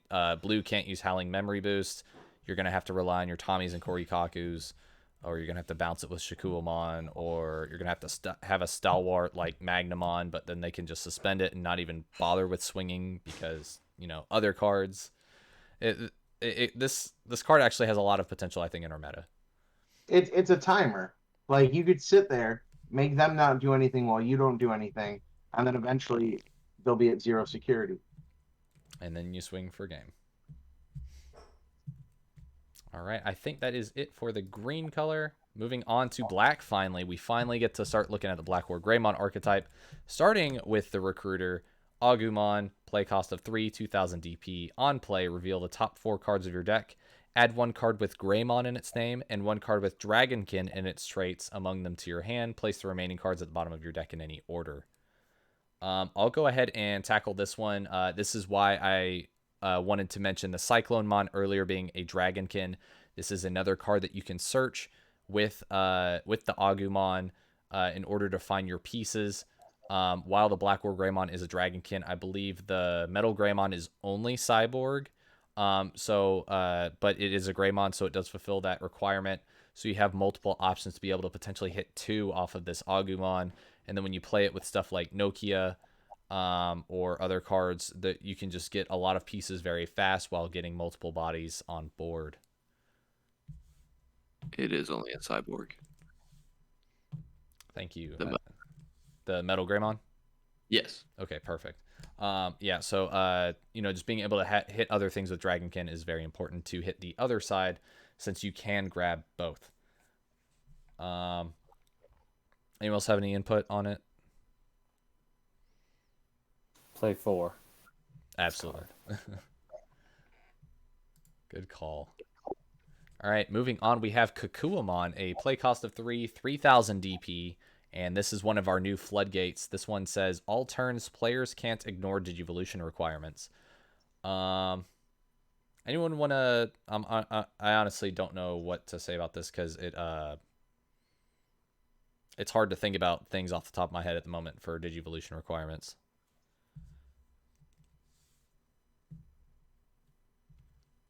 Does this stop armor evolution or no? Does this stop black boxing? I don't think it affects the black boxing. I think it would affect stuff like Deputymon warping up into Gundramon or Magnet. So it stops warps and it. Yeah. Okay. That's okay. It's a cool floodgate option. That's essentially what I was gonna say. It really just stops anything that warps, because those are the things that say ignoring in their text. Yeah, and the new Rasenmon, it'll stop that. Oh yeah, it will stop the Fury mode. It will also stop stuff like which we saw recently revealed in BT10 with the Justymon Critical Arm, Blitz Arm shenanigans, or the Maiden mode with Sakuyamon. Yeah, I think in the future this will be bigger. Also, this does stop Bond. Just putting that out there. It does. It does stop Bond. I checked the text of Matt for a quick second. It does stop Bond. And so for what it's worth, in Japan, during this format, Bond of Bravery had a resurgence. That's what I'm saying. So if you are a black player in BT8 and you think someone's gonna play some Bond, doesn't hurt to tech this card in. Absolutely. And in EX2, we may see it to deal with Impmon warping into Beelzemon or Guilmon warping into Gallantmon. Yep. Cool. I like floodgates. Yep, floodgates are nice. Moving on to the next card, which is not so floodgatey, but is part of a very strong archetype that is on the horizon.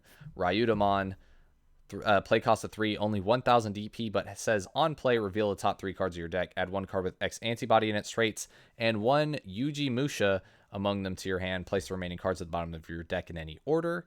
And then, inheritable, all turns, while this Digimon has X-Antibody in its traits, it gains Decoy Black. Trey, you want to tackle this one for us? So it's a searcher. Everybody loves searchers. I think that it really helps because, in black always have the problem where you brick or you don't draw what you need. This helps unclutter hands, and then obviously it gives decoy with the X-Antibody effects where they add to the bottom. So I think it's a good card. I think it's needed, but yeah, I think that's all there really is to it. Fair enough. And yeah, just to go along with that, having both this and Doramon both being searchers on play now just gives the deck so many opportunities to be able to find the pieces that it needs in order to reliably find the stack that it wants to build every time. And it's just part of the beginning with X-Antibody. Before we know it, we're going to be oppressed by it in BT10. And I think so it's important that it's an and effect, so you get both. I mean, it's a +1 potentially. So right, and just being that this Tamer is absolutely nuts, as we'll see later on when we get to it. Right, moving on from Ryutamon, we have Thundermon. Play cost of 4, 6,000 DP. Digivolves from Rookie for 2. The name of this card / Digimon is also treated as Mamemon. That is not necessarily an effect requiring it to be in the battle area. It's just treated as Mamemon at all times, which we will see in later effects. Not much to say about this one at the moment. Does anyone have anything? No. It's a Mamemon. Yep, that's the best way to put it, which is very important for later. All right, moving on from Thundermon or Thunderballmon in Japan, we have Skull Knightmon Cavalier mode to add on to the Dark Knight archetype. Play cost of 4, 5,000 DP. Digivolves from a level 3 for 3 or a level 4 for 1, so it can Digivolve on top of a Skull Knightmon or a Deadly Axemon, for instance. And the name of this card is also treated as Skull Knightmon and Deadly Axemon. And then when Digivolving, it gains Jamming and Blocker until the end of your opponent's next turn. Anyone worked with the Dark Knightmon archetype at all? I think this will help it because it counts as both. Mm-hmm. So it just lowers the amount of pieces you need and raises the amount of pieces in your deck to get this kind of like rush gameplay off. I think it'll be pretty good. It'll let people who want to explore this archetype be able to in a more competitive way.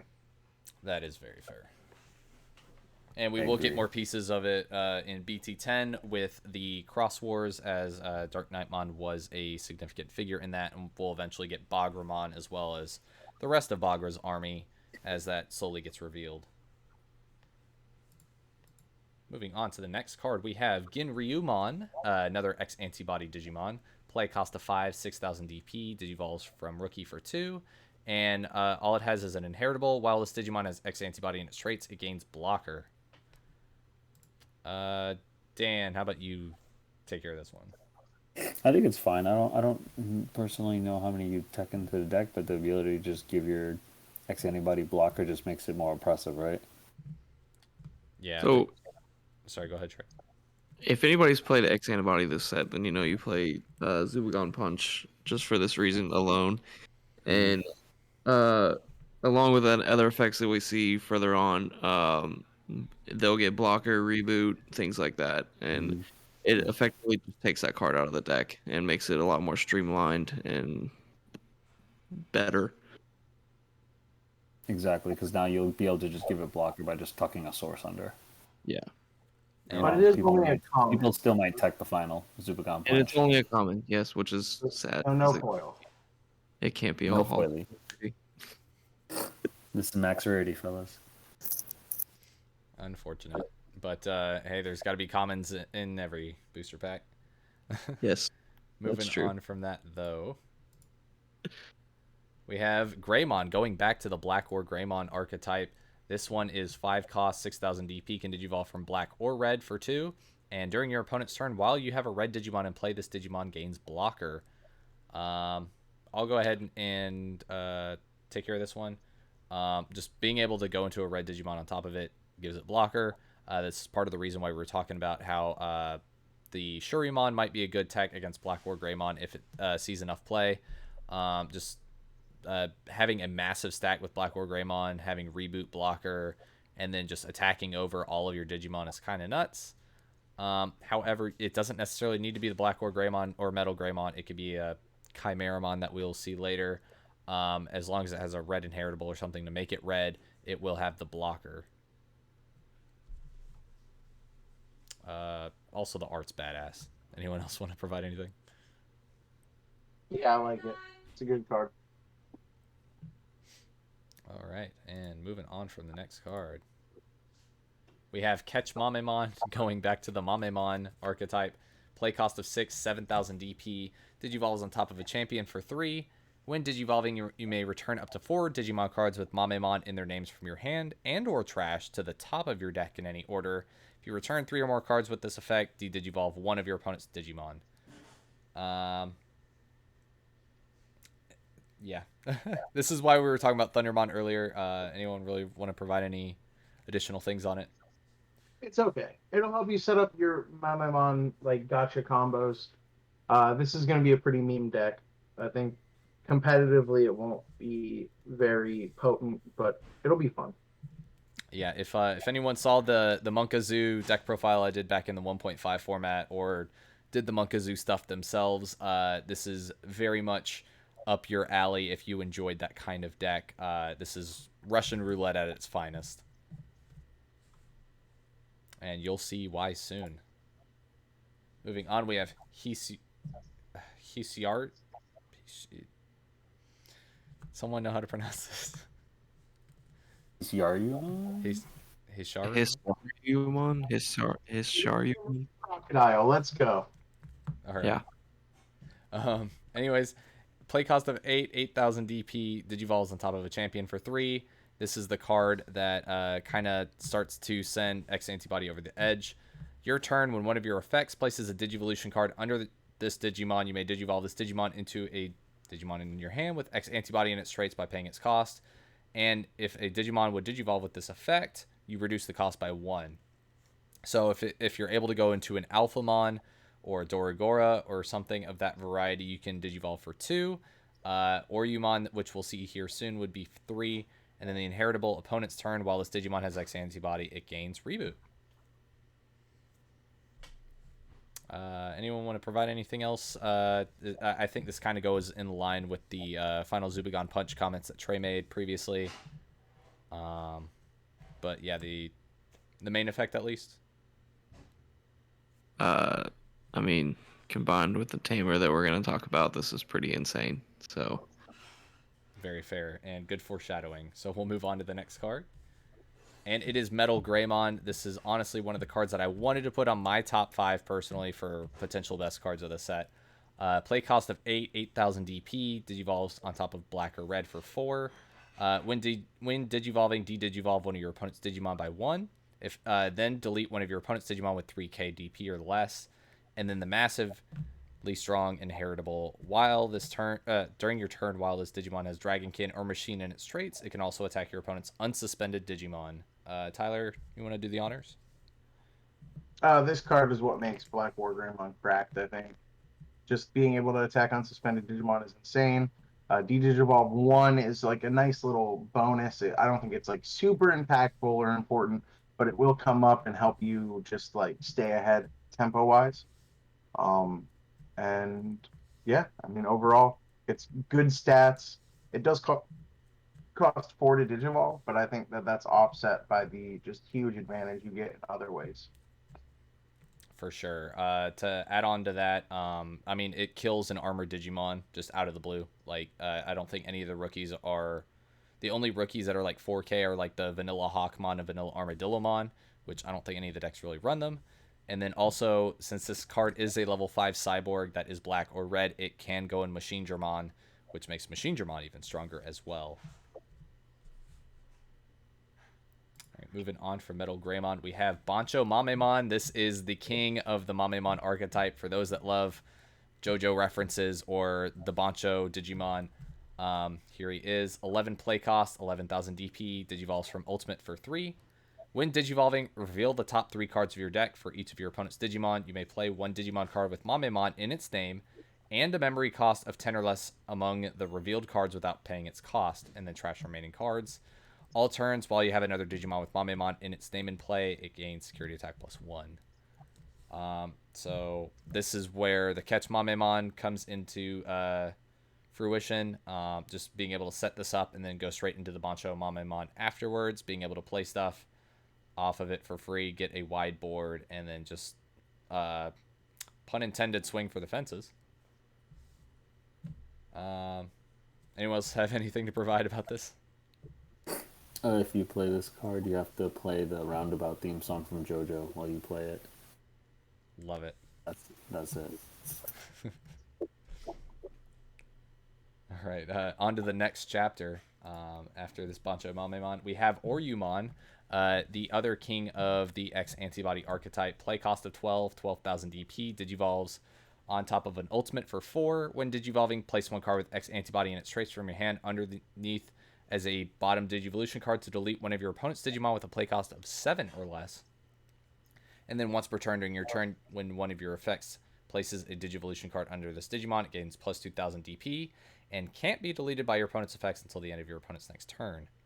Also, the inheritable is the main attention of this card. End of attack, once per turn. If the Digimon has Alphamon in its name, unsuspend it. Who would like to do the honors for this one?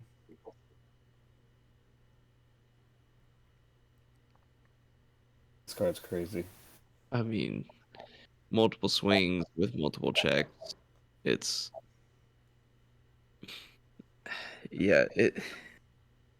X-Antibody is gonna be stupid.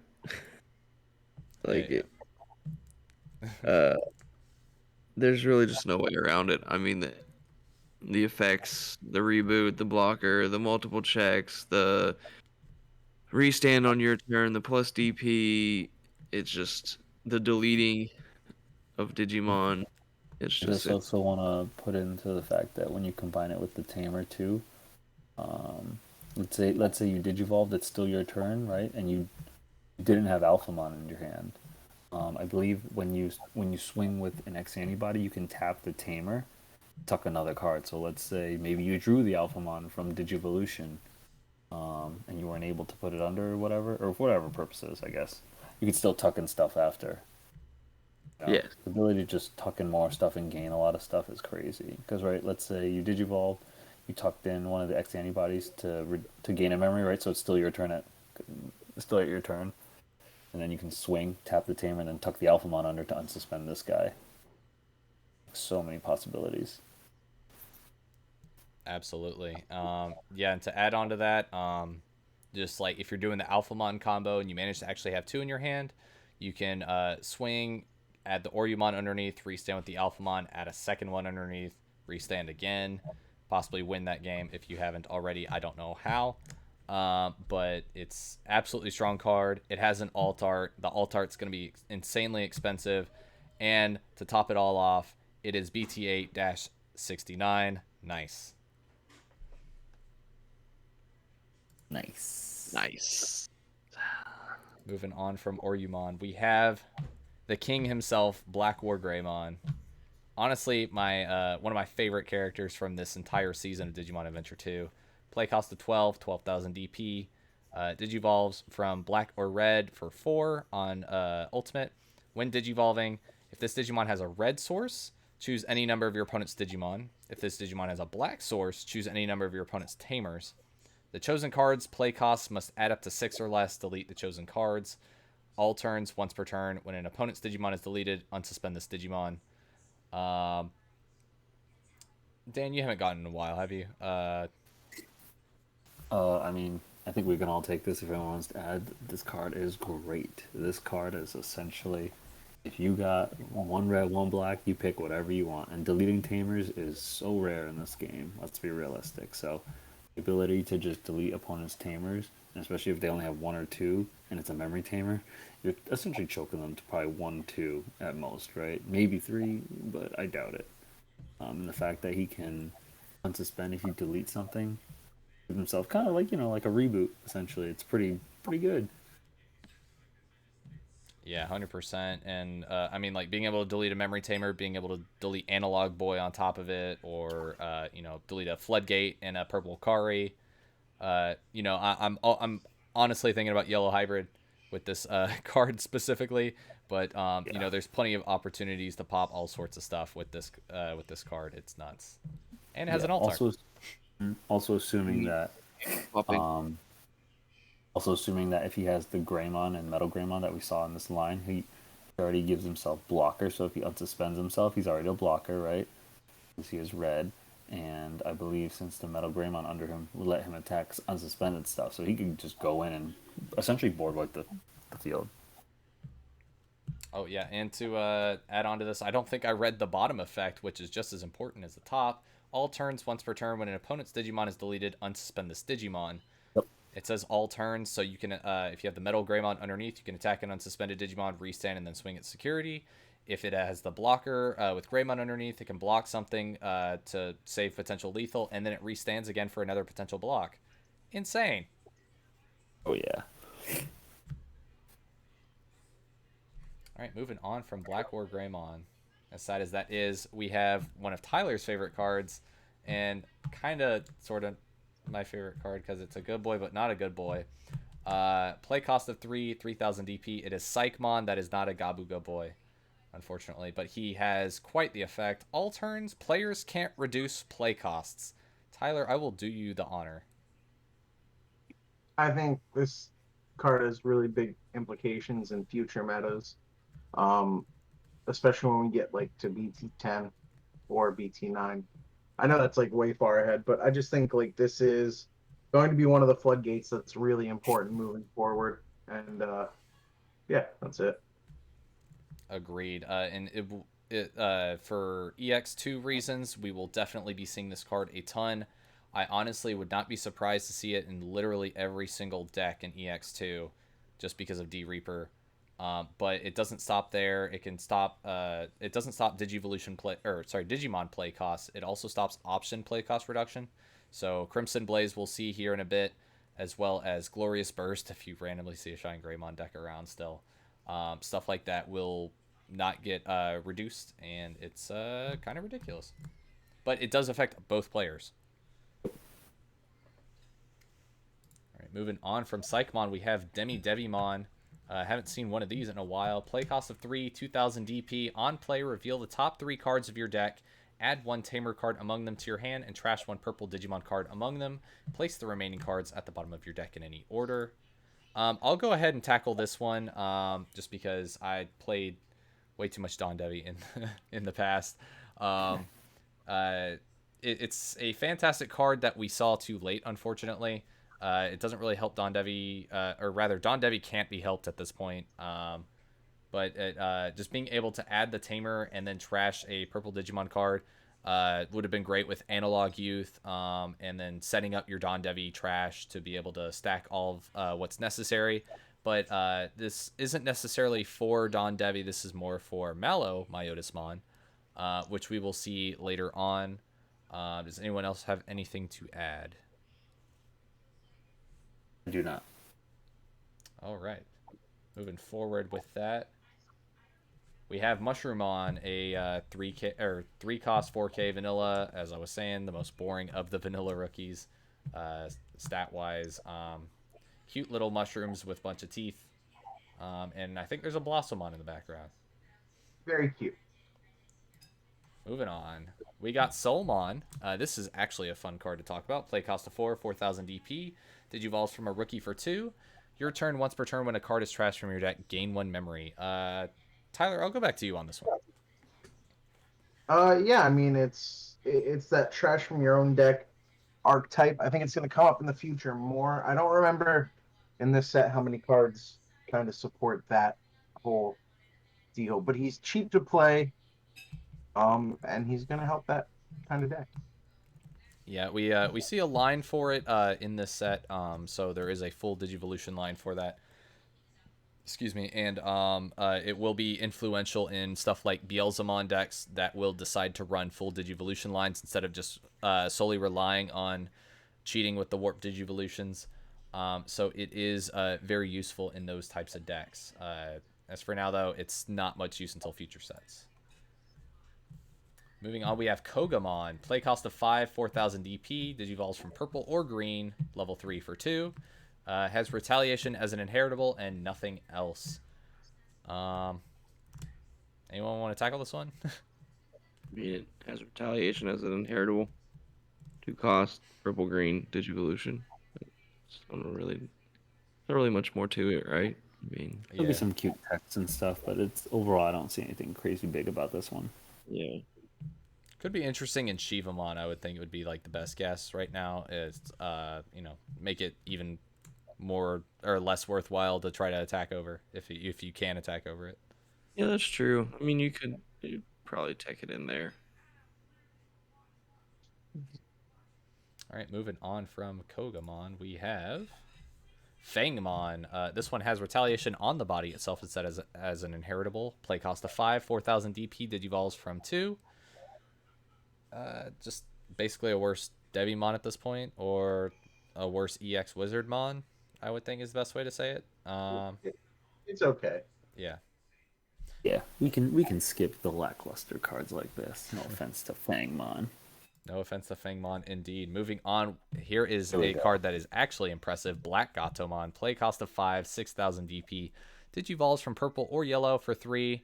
Has Rush, and then also has Retaliation on the inheritable. So this is just better than both cards.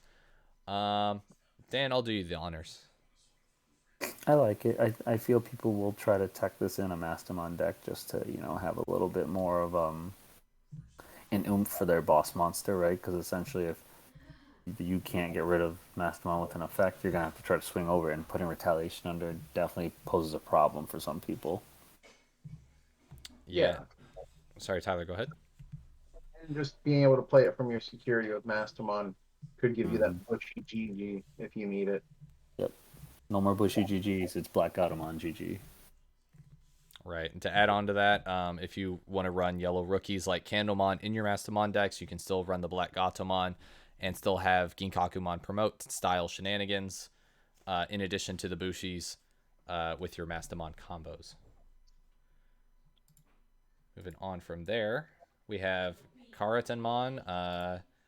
This card. It's Myotismon. It's Myotismon without being Myotismon, so it's automatically worse in this set. Moving on. Skull Sadamon. Now this is a card. Play cost of 7, 7,000 DP. Digivolves for 3 on top of a champion. When digivolving, trash the top 2 cards of your deck. Then return 1 card with Demon Lord. Doesn't have to be 7 Great Demon Lords. Could be any Demon Lord. And its traits from your trash to your hand. Also has the inheritable. When a card is trashed from your deck, gain 1 memory. Tyler, you want to take this one? I think this one's pretty decent. Again, more for future archetypes than this one, but it's a pretty good level 5. I just think it competes with just really good purple level 5s already. That's the problem. Definitely agree with that. Purple level 5s are typically where a lot of their power comes from, and so there's a lot of it's a bit of a stranglehold there, kind of like we were talking about earlier with green, where there's just a lot of level 4s. It's just instead of them all being niche effects, they're all very powerful effects. However, I will say Demon Lords, it's any of the 7 Great Demon Lords, so Beelzemon, Lilithmon, we'll see Daemon here in a little bit, Lucamon counts, and then also Malamyotismon is a Demon Lord, even though he's not a 7 Great Demon Lord, so he is an available target for this as well. However, we need Myotismon names for that, which we'll get to shortly. Moving on to the next card, though, speaking of which, Myotismon. Play cost of 8, 8,000 DP. Digivolves on top of a champion for 3. When digivolving, trash the top 2 cards of your deck. Then you may play 1 Yukio Oikawa from your trash without paying its memory cost. And then on deletion as an inheritable, if this Digimon has Myotismon in its name, you may play 1 Yukio Oikawa from your hand or trash suspended without paying its memory cost. I'll go ahead and tackle this one. This card is an absolute must in Malamyotismon. You'll see why with the Yukio Oikawa, why that card is so important. And it being suspended as part of the inheritable effect is actually a very, very large benefit as opposed to it being unsuspended, which we'll see once we get to that card. Moving on from there, we have Rasenmon Fury Mode. Play cost of 11, 13,000 DP. Digivolves on top of a purple yellow for 3. End of attack, you may Digivolve this Digimon into a Rasenmon in your hand, ignoring its Digivolution requirements and without paying its Digivolution cost. And then at the end of your turn, trash the top card of your security stack. That is a separate thing. It's just if it stays as Fury mode at the end of the turn. Inheritable. Weird to see on a Mega, but it says your turn when this card is trashed as a Digivolution card by Rasenmon's effect. Unsuspend one of your Digimon, and it gets plus 3,000 DP for the turn. It can be any one of your Digimon, and that Digimon that is unsuspended is the one that gets the DP boost. Anyone want to tackle this that favors Rasenmon? It's a pretty cool combo deck. It was a little popular in the JP meta for a while. I think that you can high roll into pretty powerful turns with it. Yeah, that's probably the best way to put it. It's a very stack reliant deck, but it's typically you'll see it in the Silphymon decks that are utilizing the red yellow Jogress or DNA Digivolution. This is generally the top end that you'll see with it. The Rasenmon in the Fury mode generally get multiple swings with multiple checks. And that's generally the best way to take advantage of all the stuff with the Silphymon. Rasenmon can obviously manage the DP a little more to take advantage of Silphymon and Aquilamon's deletion effects. And yeah, that's basically it for Fury mode. Moving forward, we have Ophanimon Fall Down mode. Play cost of 12,000 DP. Digivolves from purple or yellow for 4. Digivolves from Ophanimon for 2, which will almost never come up. I can guarantee you that. However, this card is absolutely bonkers. When Digivolving, if it has a purple card in its sources, delete one of your opponent's level 4 or lower. If it has a yellow card in its sources, recover 1. And then on deletion, you may play one purple or yellow level 4 or lower from your trash without paying its memory cost. Tyler, I'll give this one to you again. I think this just opens up really huge plays in Mastemon, or even just this deck as an archetype. Just being able to bring back like the level 4 Gatomon, evolving over it, and then Jogressing again. It's just a really good finisher card, a really good blowout card. I think is a 1 or 2 of. You're going to see this in those Mastemon Jogress decks. 100%. It's definitely the best off Mega. We saw Junomon originally in the Japanese meta before BT08 came out, which allowed people to search a little more. And still, it can't even kiss the feet of this card, so to speak. And not to mention Yellow Hybrid plays this a ton as well. It also warrants the fact that it can afford to play yellow base while still running Schwartz if necessary, since it is purple and yellow. Most importantly, it turns on Flame Hell Scythe, which we'll get to later. All right, and we're at Mamemon now. Play cost of 13, 12,000 DP. Digivolution cost of 4 over level 5, which is cheaper than the previous one, and its effects are way better as well. On play, if there are 5 or more cards with Mamemon in their names in your trash, delete one of your opponent's unsuspended Digimon and trash the top card of your opponent's security stack. When Digivolving, trash the top 5 cards of your deck. Then if there's a card with Mamemon in its name in your trash, gain 1 memory. I'll go ahead and tackle this one, just so we can try to get through it. Basically, this card is, it defines a whole archetype. The deck's really solid. It's, still missing some stuff, but this card is absolutely nuts. Being able to, on play, essentially trump sword something and trash the security is kind of nuts, especially where it typically comes into play on in the deck on the end of your opponent's turn, which we'll get to with the Yukio Oikawa Tamer card. But it's absolutely bonkers, and then its when Digivolving effect allows it to set it up even further. As opposed, or going back to other Mamemon support, Arukenimon and Mamemon also synergize greatly with this card. Being able to swing with them and then pay the 3 memory to kill them to bring this into play, and then trump sword something and trash the security is pretty good. Anyone else have anything to say? No, I think the deck was great, the combo deck, and it's gonna be something that you can't sleep on. If you start seeing the engine, you're like, oh wait, this is gonna come out. Absolutely. All right, moving on from Mamemon, I believe that that does not conclude all of our Digimon before we get to the options and secrets. We have Chimeramon. This card is the one that everyone needs to have at least 2 playsets of. I'm going to say that right now. Play cost of 8,000 DP. Digivolves on top of any color for 4, just like Susano. But this one's on top of a level 4. DNA Digivolution, just 2 Digimon that are champions. Does not matter the color. And you can order them however which way, because Chimeramon does not care. When Digivolving, you may place 1 level 5 or lower Digimon card from your trash under this Digimon as a source.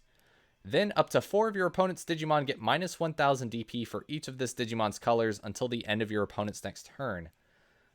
And then your turn, this Digimon is treated as also having the colors of his Digivolution cards. While this Digimon has 4 or more colors, it gets plus 4,000 DP. Who wants to do the honors? I mean, this is kind of... We could all pitch in if we want, since it's a Chimera. It's this dude's fault that got Savior limited to 1. Honestly, yes. Blame this guy. All of it. Conversely... Sorry, go ahead, Trey. You're going to say something, Trey? Oh, I was laughing at what you were saying. This part is insane. I mean, it's...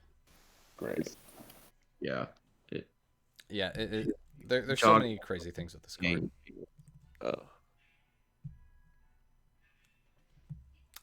But yeah, like it, just the DP reduction being available in literally every single color allows things like Cyclonemon and Dinohumon or Silphymon or whatever to be able to, get those DP thresholds within to deletion effects, or Gamamon, for instance, as we were talking about previously. There's all sorts of fun decks that you can do where you just make this the boss monster, and then you try to get 7 colors under it to, do a minus 7k nuke to your opponent's board. I mean, this card is nuts, and it's kind of the most flexible ultimate in the game at this point. It can be run in every deck. If you you can cheat it out if you have extra champions. It can get inheritables from other ultimates like Savior Huck, so you can recycle your Savior Huck even though your Savior Huck is at 1.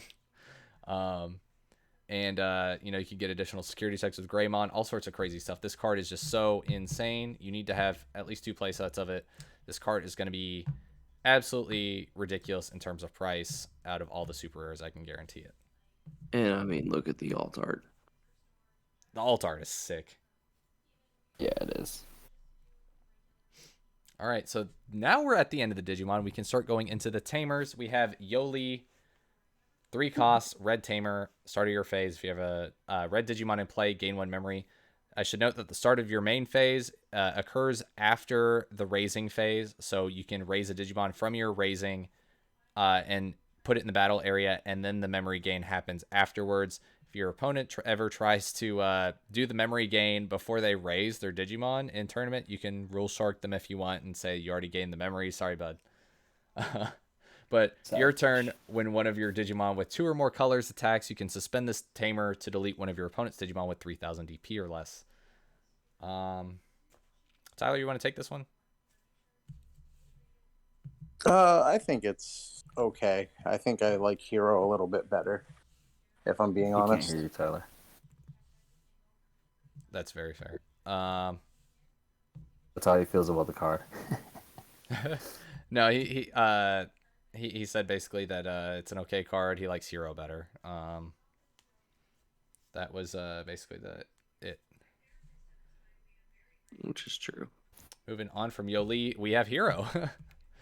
Tyler, you could talk about this if you'd like. Start of your turn. If you have a 2 memory or less, set your memory to 3. When you attack with a Digimon that has Gamamon in its name or is level 5 or higher, you may suspend this Tamer to have one of your Digimon get plus 2,000 DP for the turn. Yeah, I think it's just a really strong generic Tamer in red that'll set your memory. I think this might be the no-go-to. A little bit like Red's problem before is that its Tamers were all very situational, and I think this is a very non-situational good Tamer. 100%. I think this is the most versatile Tamer in the game, just like Chimeramon is the most versatile ultimate in the game. This card is just a fantastic thing that you can add to splash a Delicate Plan, or even Crimson Blaze that we'll see later. And it's fantastic. Moving forward, we have TK Takaishi. This is the one TK that doesn't get on everyone's nerves. Play cost of 4. It's actually blue instead of yellow. Start of your turn. Sets to 3 because it is a memory tamer. Opponent's turn. When one of your opponent's Digimon attacks one of your blue Digimon, you may suspend this tamer to draw 1. Anyone want to tackle this one? There's way better blue tamers. I honestly think Matt's better than this. Yeah. Way better blue tamers. Yeah, like it doesn't even work with Ulforce, and it suspends, and it's a memory tamer. It's like the most heartbreaking thing. Let's skip this. This is definitely a spot that we don't care for. Yeah. Pre-release boots. This doesn't do TK any justice. He beat the crap out of Ken for nothing at this point. Mm-hmm. All right, Here this we go. is the tamer that everyone wants to talk about. Trey, I'll do you the honors on this one. Davis, Motomiya, and Ken Ichijoji. Start of your main phase. If you have a blue Digimon in play, gain 1 memory. If you have a green Digimon in play, gain 1 memory.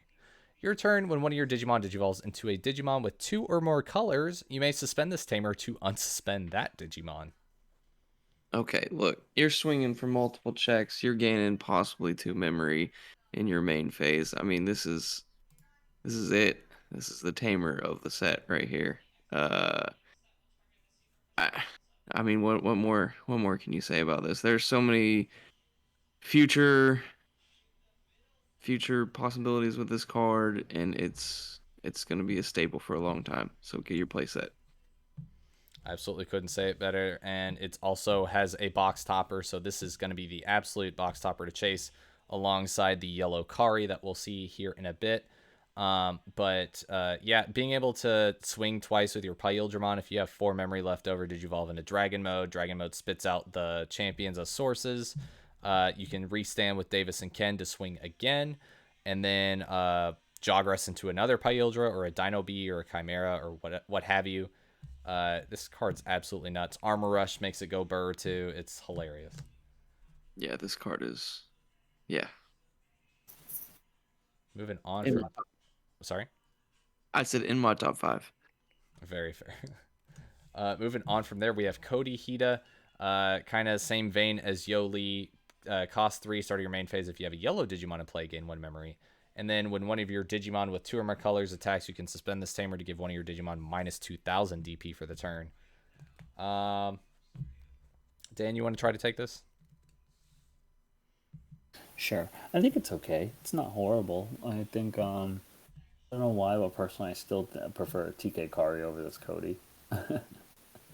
Very fair. I mean, TK Kari is a lot larger of a benefit. Cody only giving 1 memory for 3 memory seems like it takes at least 3 turns in order to get the benefit of playing it. But if in a situation like, for instance, when we see Rise Greymon X-Antibody in BT9, this could see play in it, where you have all sorts of Digimon with multiple colors, and you want multiple tamers to take advantage of effects that are better than Shine.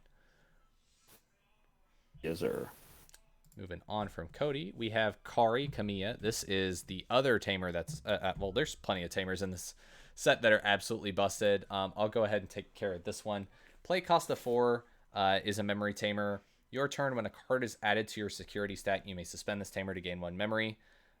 This card's nuts. Holy Wave, Tactical Retreat, TK, Zoe, Ophanimon Fall Down Mode, Reinforcing Memory Boost. Those are all cards that trigger this secondary effect. You can discount all of those by 1, essentially. You can choke your opponent better. You can continue your turn. It's nuts. This is the new memory tamer for yellow, and that's saying something when TK already exists, and that card is already insane. Yep. And then you combine it with purple Kari and gain 2 memory. So. Even better. Even better. Moving on from there, we have Willis. Shoutouts to Shannon. As much as he loves Terriermon, he hates Willis. Our character from the second movie, Hurricane Touchdown. Play cost of 3. On play, you may hatch 1 Digi-Egg card to an empty space in your breeding area. And when one of your Digimon would Digivolve into a Digimon with Gargomon or Rapidmon in its name, you can suspend the tamer to reduce the cost by 1. Yeah, I'll go ahead and take care of this one again, since I know Trey will want to talk about Yuji afterwards. The main thing with this is being able to hatch a digicard is pretty good, especially if you already have a Mimi on board for 3, and you can fulfill those requirements. That's nice. Otherwise, it's okay. And then the main thing, though, is being able to digivolve into a gold Rapidmon for 3, or if you have the Tyranomon already for 2, is pretty nuts. It's just a matter of, is this worth running the card over Mimi or other cards that would otherwise not be Tamers, is the main question. Moving on from there, we have Yuji Musha. Definitely we'll let Trey talk about this one, but your turn, when one of your Digimon with X-Antibody in its traits is moved from your breeding area to your battle area, gain 1 memory and draw 1 card. It's very similar to BT6 Matt and Ty. Your turn, when one of your black Digimon with X-Antibody in its traits attacks, you may suspend this Tamer to place 1 card with X-Antibody in its traits from your hand under that Digimon as its bottom source. Okay, so you get draw power and you gain memory in black. That's good. But really, where this hits is with that level 5, where if you place a source under a Digimon, you can Digivolve on it. So you're swinging with that, you tap this, you place a source under, and then you Digivolve into an Alphamon or Durgrumon or yeah, anything. And it's just this. Then you're swinging. If you put the, was it Arurimon Or Yumon. Arumon under your Alphamon that you Digivolved into with this effect, you're restanding, you're swinging again. X-Antibody is insane, and it's just gonna get worse. Yep, couldn't have put it any better. You can make that whole entire combo absolutely free too, just because if Alphamon survives afterwards, it gains 2 memory at the end of the attack. So it's 100% memory efficient, and it gets to restand, and then you can potentially gain more memory or whatever. Plenty of stuff to abuse with this card. It was in my personal opinion, I had it as my number 5 in my top 5. Just because I felt like it was important enough to the X-Antibody archetype to actually put it on the map as a borderline tier 1, tier 2 deck for this format. Yes. All right, and then we're moving on to Yukio Oikawa. Play cost of 3. All turns when one of your Digimon with Myotismon and its name is deleted, you may suspend this Tamer to gain 1 memory. End of opponent's turn, if this Tamer is suspended, you may delete this Tamer to play 1 Malomyotismon from your trash without paying its memory cost. Tyler, you want to take this one away? Yeah, I think that this is going to be absolutely necessary in the Malomyotismon archetype, and it just brings a huge power boost to it. Absolutely. Being able to just essentially, like, if they have 1 security left and this guy is suspended at the start of the turn, Malomyotismon comes out, trashes the security, and since he came out on the end of the opponent's turn, he can actually swing on your following turn for game, which is absolutely insane. And I love the flavor text for this, or sorry, not the flavor text, the flavor for this card, just because Yukio was supposed to be the bigwig behind all the moves at the end of Digimon Adventure 2, and it actually turned out to be Malomyotismon. Spoilers for those that hadn't managed to watch it in 25 years, but it's very cool. All right, moving on, we have the Digimon Emperor. This is honestly one of my, in my opinion, one of the most underrated cards of the set in terms of its just niche utility. Play cost of 3. All turns when one of your opponent's level 5 or lower Digimon is deleted, you may suspend this Tamer to draw 1. And then opponent's turn, when one of your opponent's level 3 Digimon is moved from their breeding area to their battle area, gain 2 memory. Dan, you want to take this one away? This is Rookie Russian Bond hate at its finest. I think it's a decent tech, though. It's, like you said, very underrated. Definitely able to take advantage of different decks that are just trying to, put out their rookies fast enough, but you have to understand, like, oh no, like I may actually, this feels like one of those, I guess, counterproductive strategies where you kind of want them to be like, oh well, you kind of have to stay on raising. If you just promote your rookie now, I'm going to gain memory and possibly pass the turn. You don't want this. For sure. It makes opponents play differently, I should say, as well, right? Yeah, and if their game plan revolves around being able to actually, go into a champion, they either have to risk pushing their rookie out and praying that it survives, or abandon that game plan and go for another alternative. The main thing I think with this is that if side decks ever become part of the official rules, I think this would be a very interesting tech that we could see across multiple decks, mostly security control and yellow hybrid and stuff like that. Moving on from there, we are finally at the options. Trey, I know you've been waiting for this one. Fire Rocket, cost of 1. While you have a Digimon with armor 4-minute traits, you can use the card without meeting the color requirements. And during the main phase, one of your Digimon with 2 or more colors gains security attack +1 for the turn. With the inheritable, delete one of your opponent's Digimon with blocker. Take it away. So this is Armor Rush. This is what it is. You get +1 security.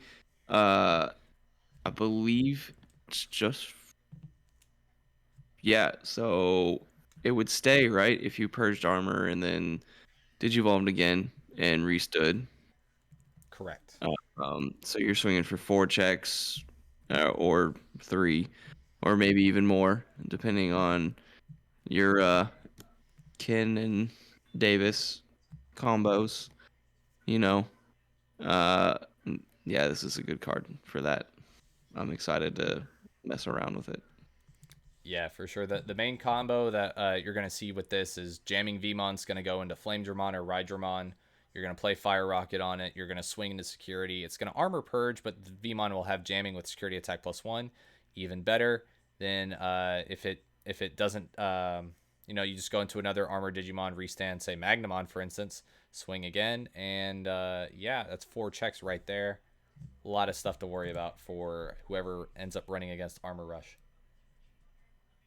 Also, the security effect makes me, discourage people that want to run blockers in this format right now. Moving on from there, we have Top Gun, 3 cost, red option. Main, delete one of your opponent's Digimon with 4,000 DP or less. If you have a Digimon in play with 2 or more colors, or 2 or more colors in one of its Digivolution cards, delete one of your opponent's Digimon with 7,000 DP or less instead. I'll go ahead and knock this and the other yellow option out, since I'm pretty sure they're no one's really going to care, and I want you guys to get the interesting ones. This card is all right. It's very situational.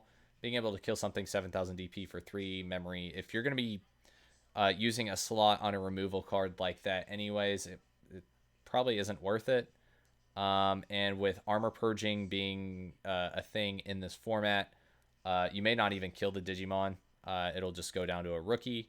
Not to mention we have X-Antibody effects that are, preventing deletion by effects and whatnot. So this doesn't seem like that great.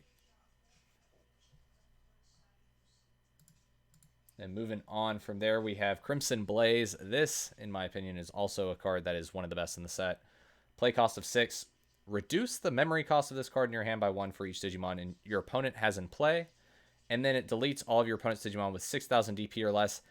And your opponent can't play Digimon by effects until the end of their next turn. And the security activates the main effect. Tyler, you can take this one away. This card is pretty strong. I am glad it's an uncommon so that we can get it foil. I think definitely if side decks stay a thing or become a thing again, this is a prime side deck card. But I think in a lot of red decks, if you can't fill this niche with another card, you're going to be seeing 1 or 2 copies of this. For sure. And definitely with side decks, just being able to splash this into literally any deck with Hero or ST1 tie is absolutely huge. And those will go typically hand in hand, where if you need a memory tamer against an aggressive matchup, Crimson Blaze is going to work right with it. Also, being able to turn off Mastimon for a turn is pretty nice too, because that last part is crazy. All right, we have Innocence Blizzard as the next card. I'll let Dan take this one away. It's a 3-cost main, trash the bottom source of all of your opponent's Digimon, and then up to 3 of your opponent's Digimon with no sources can't attack or block until the end of your opponent's next turn, and it activates in security. Feels like a great tech card for source control, obviously, but also blue hybrid. People plan on playing that for BT8 format. It definitely feels up there as obviously a more control stall card, but I think blue hybrid or source strip could find a great use for it.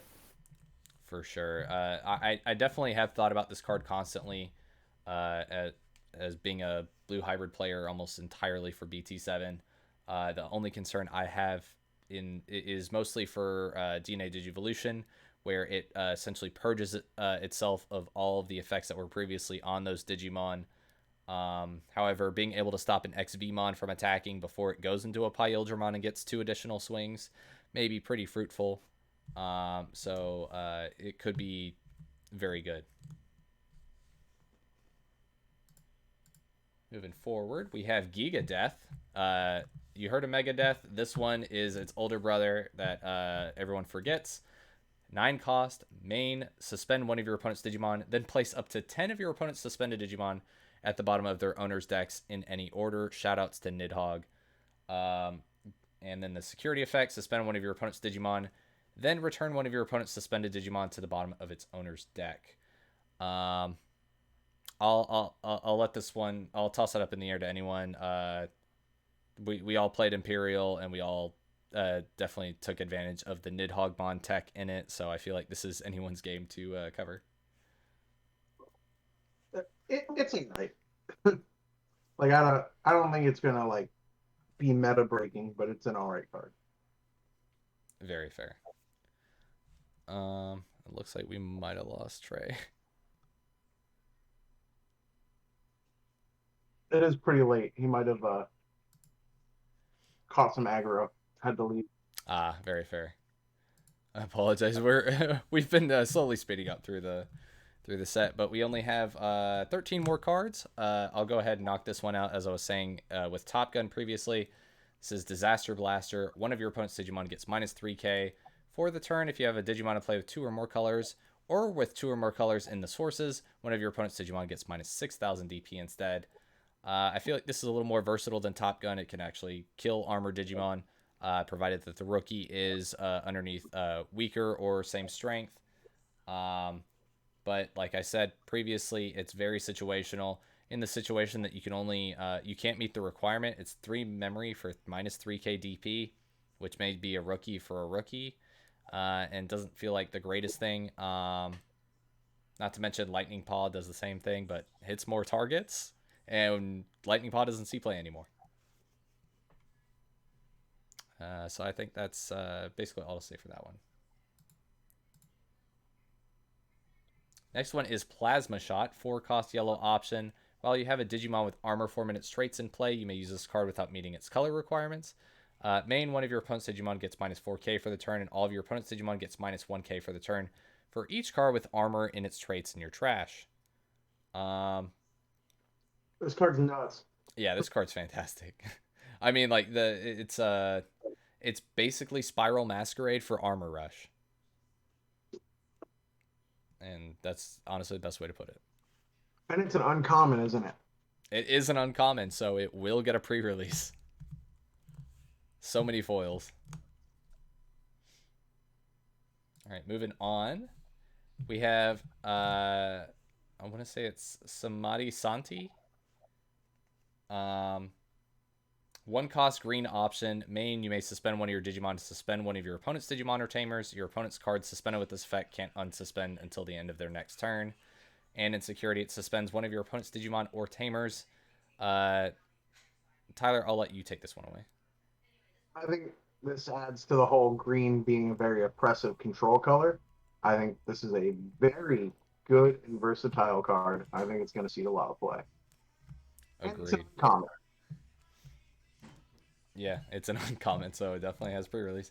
Yeah, the main thing with this is it can suspend and lock Tamers from unsuspending, which is pretty crazy against stuff like Blue Hybrid, but it can also manage the board with stuff like being able to just suspend things for 1 cost, and then being able to swing over it with another Digimon, and then turning on the Shivamon and then trashing the security afterwards, continuing to lock the opponent down.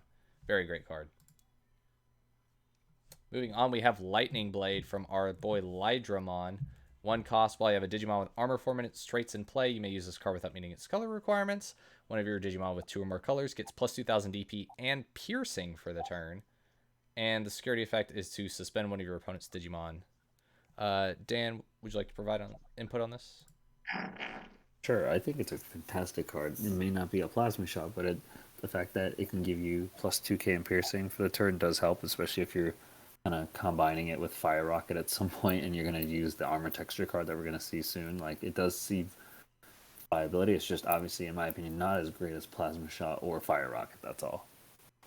Yeah, it's definitely probably the weakest of the armor options, but it's nothing to scoff at. Plus 2,000 DP and piercing for 1 cost is quite a bit, and also it can suspend something in security.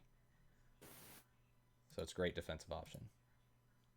Moving on, we have Isir Yujin.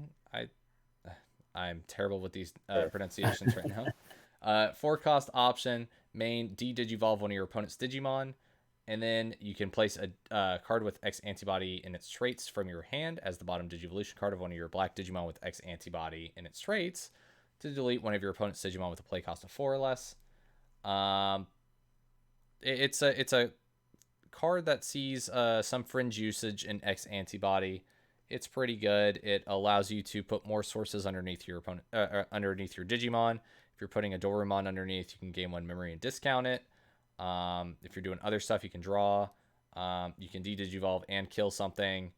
And in security, it de-digivolves and deletes something.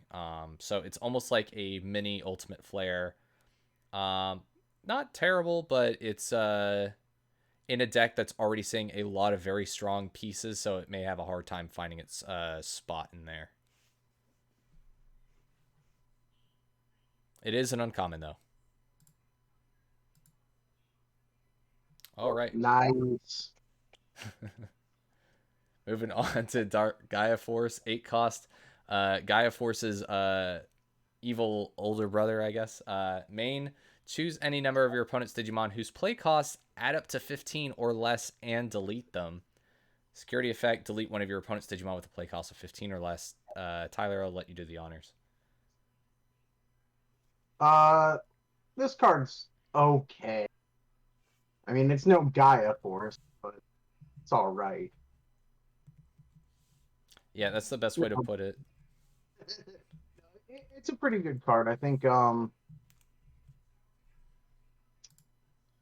mean, like, I would, if you're playing only black, then it's the only thing you have access to. Sure. I mean, it could kill any number of. It's pretty versatile. I think it's okay. I don't know if it finds a spot in most decks, really, but it's definitely not bad. Yeah, the main thing with it is that it is a dual-colored option, and the dual-color options do require you to have both colors present in order to meet the requirement. So you do have to have black and red, which is generally why the effects are stronger than normal single-color options. And that's a lot of requirements to meet. Generally, it's good in Black or Greymon because they already have the multiple colors that they need to achieve it, as well as maybe Machinedramon. But it's a very expensive effect. It could be a very strong board wipe. And in security, it is basically a Gaia Force. So it does have some potential. Also, it's a rare, so it has pre-release. Yeah. Moving on, we have Senbon Dokkan. This is the Bancho Mamemon option, cost of 9. This is the reason, or part of the reason why you run the Mamemon meme deck. Main, reveal the top 3 cards of your deck. You may play any number of Digimon cards with Mamemon in their names whose play costs add up to 15 or less among them without paying their memory costs. Delete one of your opponent's Digimon with a memory cost of 6 or less for each Digimon played by this effect, and then trash the remaining cards. I'll go ahead and tackle this one again. It's 15 cost. The Bancho Mamemon is 11 cost, so this can actually play a Mega, which is pretty ridiculous. And Thundermon is a play cost of 4. So it has, because of those two being, adding up to 15, it allows for all sorts of different combinations to be able to play at least 2 bodies. At the same time, though, it is extremely high rolly. Paying 9 memory and potentially doing absolutely nothing is basically the worst thing that you could probably do in this game. So it's quite the gamble. Generally, you want to set it up with a catch Mamemon first in order to accomplish what you're trying to do with the deck. But it is an interesting way to swarm with the deck and does give a meme deck a little firepower. Also, it activates insecurity. But it is a common, so your meme deck will not be very foiled out. Moving on from there, we have Pandemonium Flame, 2 cost. Main, you may delete one of your Digimon to delete one of your opponent's unsuspended Digimon, with a level less than or equal to the deleted Digimon's level. And in security, it deletes one of your opponent's unsuspended Digimon. Tyler, do you want to take care of this one? Yeah. I think so. Purple options are just so powerful. So it's fighting with a lot of really tough spots. I know I keep saying that about a lot of cards, but it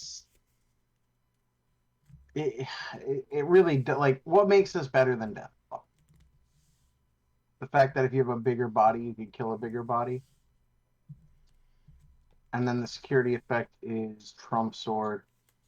It's okay. If you want this effect in your deck, it's niche, but it's good. Yeah, the main thing for me is that it seems like it's built for the Mamemon deck, mainly because you're either popping your own Mamemon or Mamemon in order to kill something level 5 or higher. Obviously not level 7, but the main thing is to trigger your Yukio, which you could very well accomplish with your Deathclaw or your Calling. So it's up to it's your choice at that point. But Pandemonium Flame would allow you to have some defense in your security, as well as being able to just trigger your stuff. So that's kind of it with it. It is an uncommon though.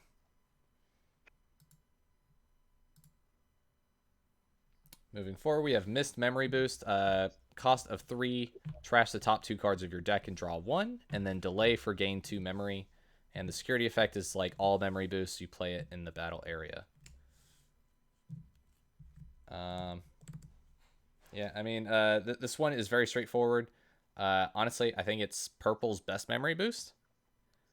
It sets up the trash. You still draw 1 from it. So it replaces itself, and it's a memory gainer. It sees way more use in the Beelzemon deck in EX2, but it sees plenty of play, I think, in purple decks that you may see.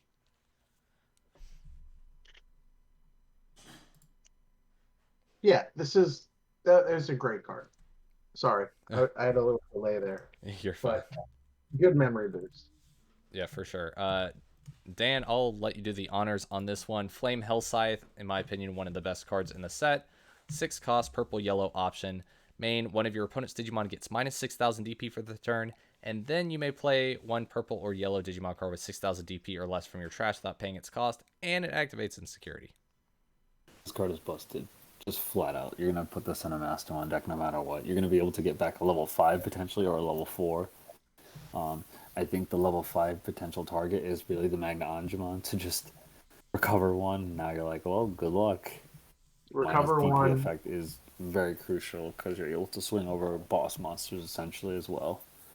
The fact that it activates Insecurity is even scarier on all aspects because I believe if you can combine this, let's say if I'm swinging with, let's say I have 2 bodies, I'm swinging with one of them, Flame Hellscythe activates, you minus 6k DP to one of my things, you play your thing, you play your purple yellow Digimon. If it's Mamemon, you recover, and I think Mastemon's effect is all turns, so you trigger and you just kill something of mine as well. So it's like, when this thing hits, it hurts.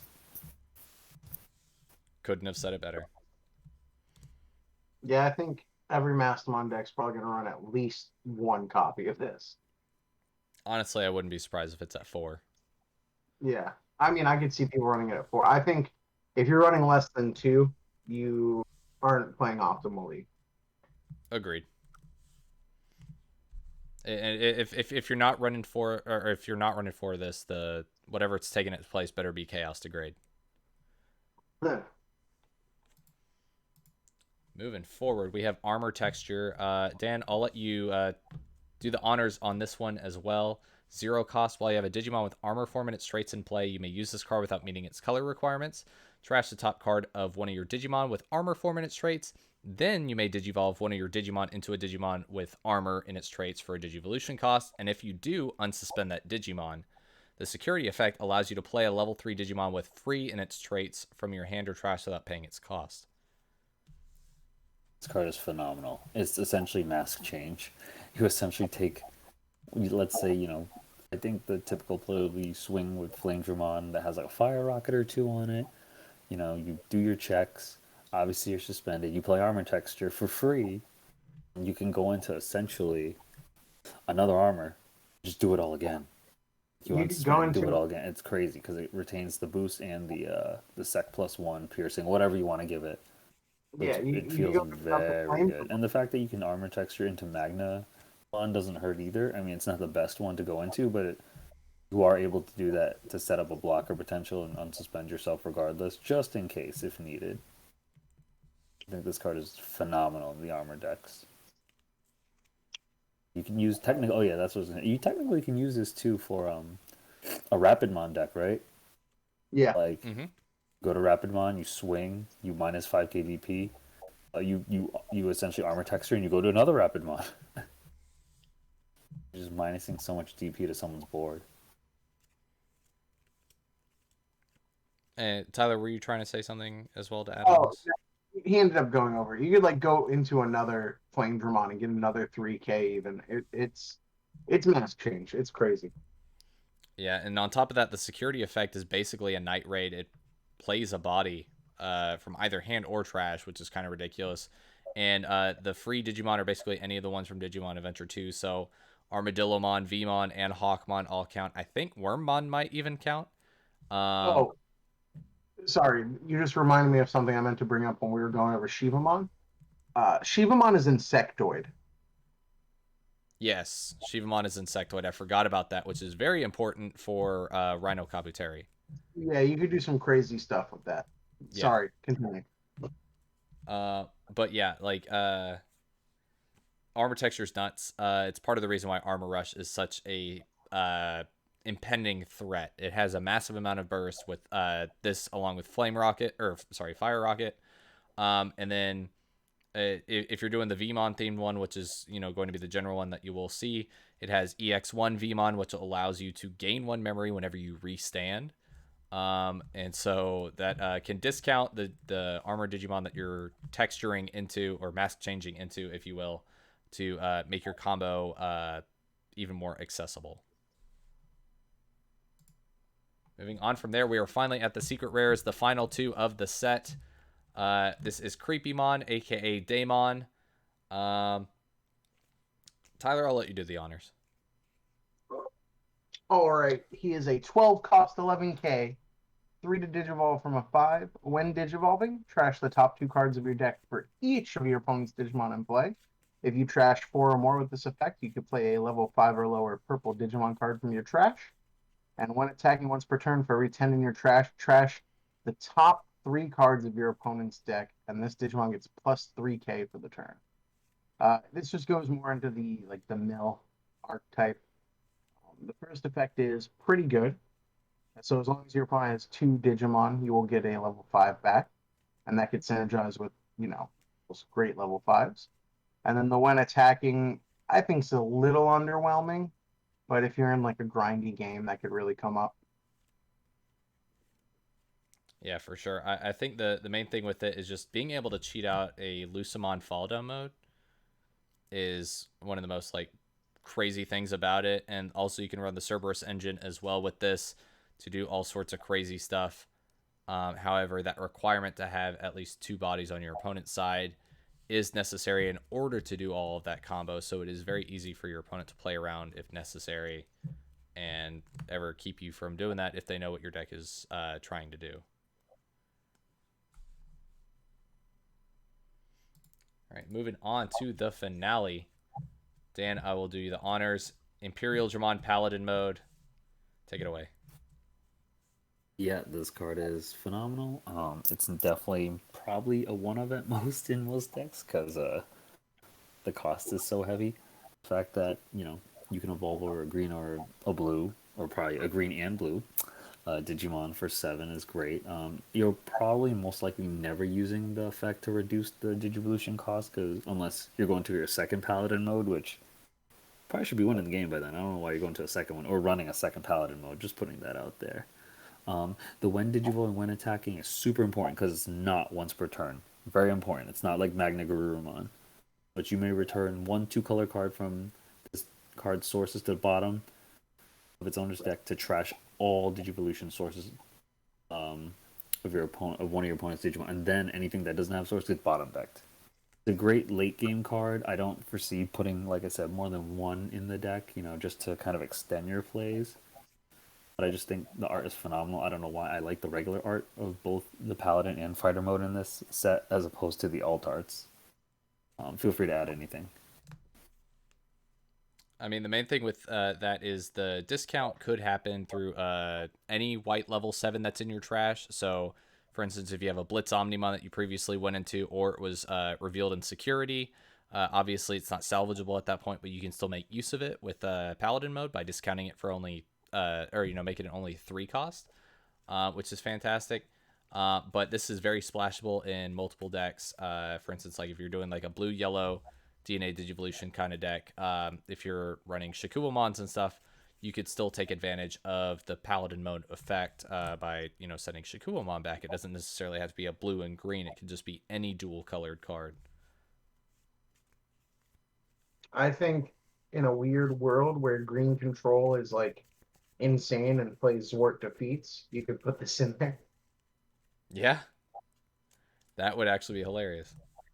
Like a Shivamon controlled, like just I'm thinking of like just a really oppressive Shivamon deck. I think the main thing is with Shivamon, I think comes more with BT9. Obviously, Grandis Kawagamon is kind of the green deck to talk about in that set, but Omnimon Merciful mode is absolutely bonkers with Shivamon. Just because you can go on top of it and then trash it, or it trashes itself and then de-digivolves essentially back into the Shivamon, which I think it trashes a security when it does that effect, and then it restands as a Shivamon, and then it trashes another security. It's something ridiculous. Merciful mode is like going to be the absolutely cracked one of in every single deck that wants a top end that doesn't have one. That is very fair. Also, I will note on the Omni Sword, if you look very closely, it's almost like the Gaia Force Gaming logo. You could see where the hilt connects to the blade, there is half of a Crest of Courage and half of a Crest of Friendship on the other side. Very similar to our logo, which obviously is reminiscent of Omnimon. So, it's just, it all comes full circle here. We play Imperial, and we're Omnimon. For what it's worth, I think the one on the hilt is the official Digimon crest for like the Omniforce. Yes. Whereas ours is, I think, a fan made one. I mean, we made it, but it's been around. It was inspired by it, I think is the best way to put it. It's an homage. All right, so I believe that is going to do it for all of the cards. We finally managed to make it through after, geez, almost 3 hours. Does anyone have any final thoughts or anything? Tyler, I guess you could talk about what cards you're most excited for with this set, and I'll pass it to Dan. I know I sent a list, but honestly, it's the cards I'm most excited to experiment with and play with are probably Kenan Davis, Hero. I think those are just big utility tamers. The Kari, obviously. Like I think those less experiment, just those like just add really good utility and versatility to the game. I'm really excited to play Chimeramon. I think he's just an insane card, and just all these new mechanics are really cool. And I'm very anxious and excited to explore them. Sounds good. How about you how about for you, Dan? Yeah, so honestly, just a lot of cards that I'm interested in. Um, Definitely Shivamon, Paladin mode, Rapidmon, Magnamon, and Raidramon. Obviously, it sounds like a lot of armor stuff, green stuff. Kind of what I'm interested. That's just the archetype I want to play. But I do think some cards that are definitely busted are definitely a lot of the option cards in this format that are introduced, just like Crimson Blaze, Flame Health Scythe, Fire Rocket, the Hero Tamer. Just some great cards that'll be utilized in a lot of decks that we're gonna see, quote unquote, in the meta.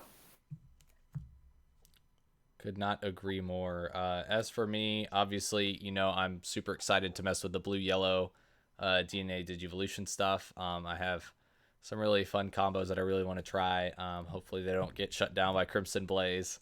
And yeah, the Armor Rush looks super excited. Imperial looks super exciting. Mastimon looks super exciting. Daemon, Malamiotis, Black War Greymon. There's so many cool decks that come out of this set. It definitely feels kind of like that. It has that 1.5 meta vibe where it's just like everything starts to come to life, and it feels like it just opens up everything after we dealt with an oppressively blue format right beforehand. So definitely feels like we're coming back full circle, and then ready to deal with bull crap and OTK versus security control stuff in the next couple formats. So I'm really excited for this one. Where we can all just really express ourselves. All right, so I believe that is going to conclude our set review. Thank you so much for watching. Greatly appreciate it. Be sure to subscribe to the Gaia Force Gaming channel. Hit us up on Discord. We have I'll have the Discord link, or I guess Tyler will put it in the comments.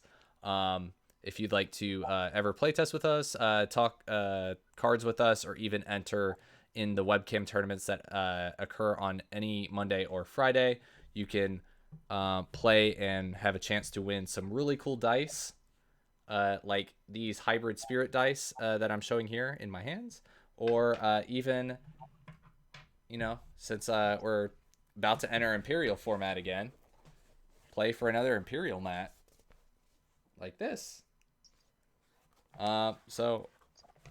Tyler, if you have any closing thoughts, I'll let you take it away, and that's all I got.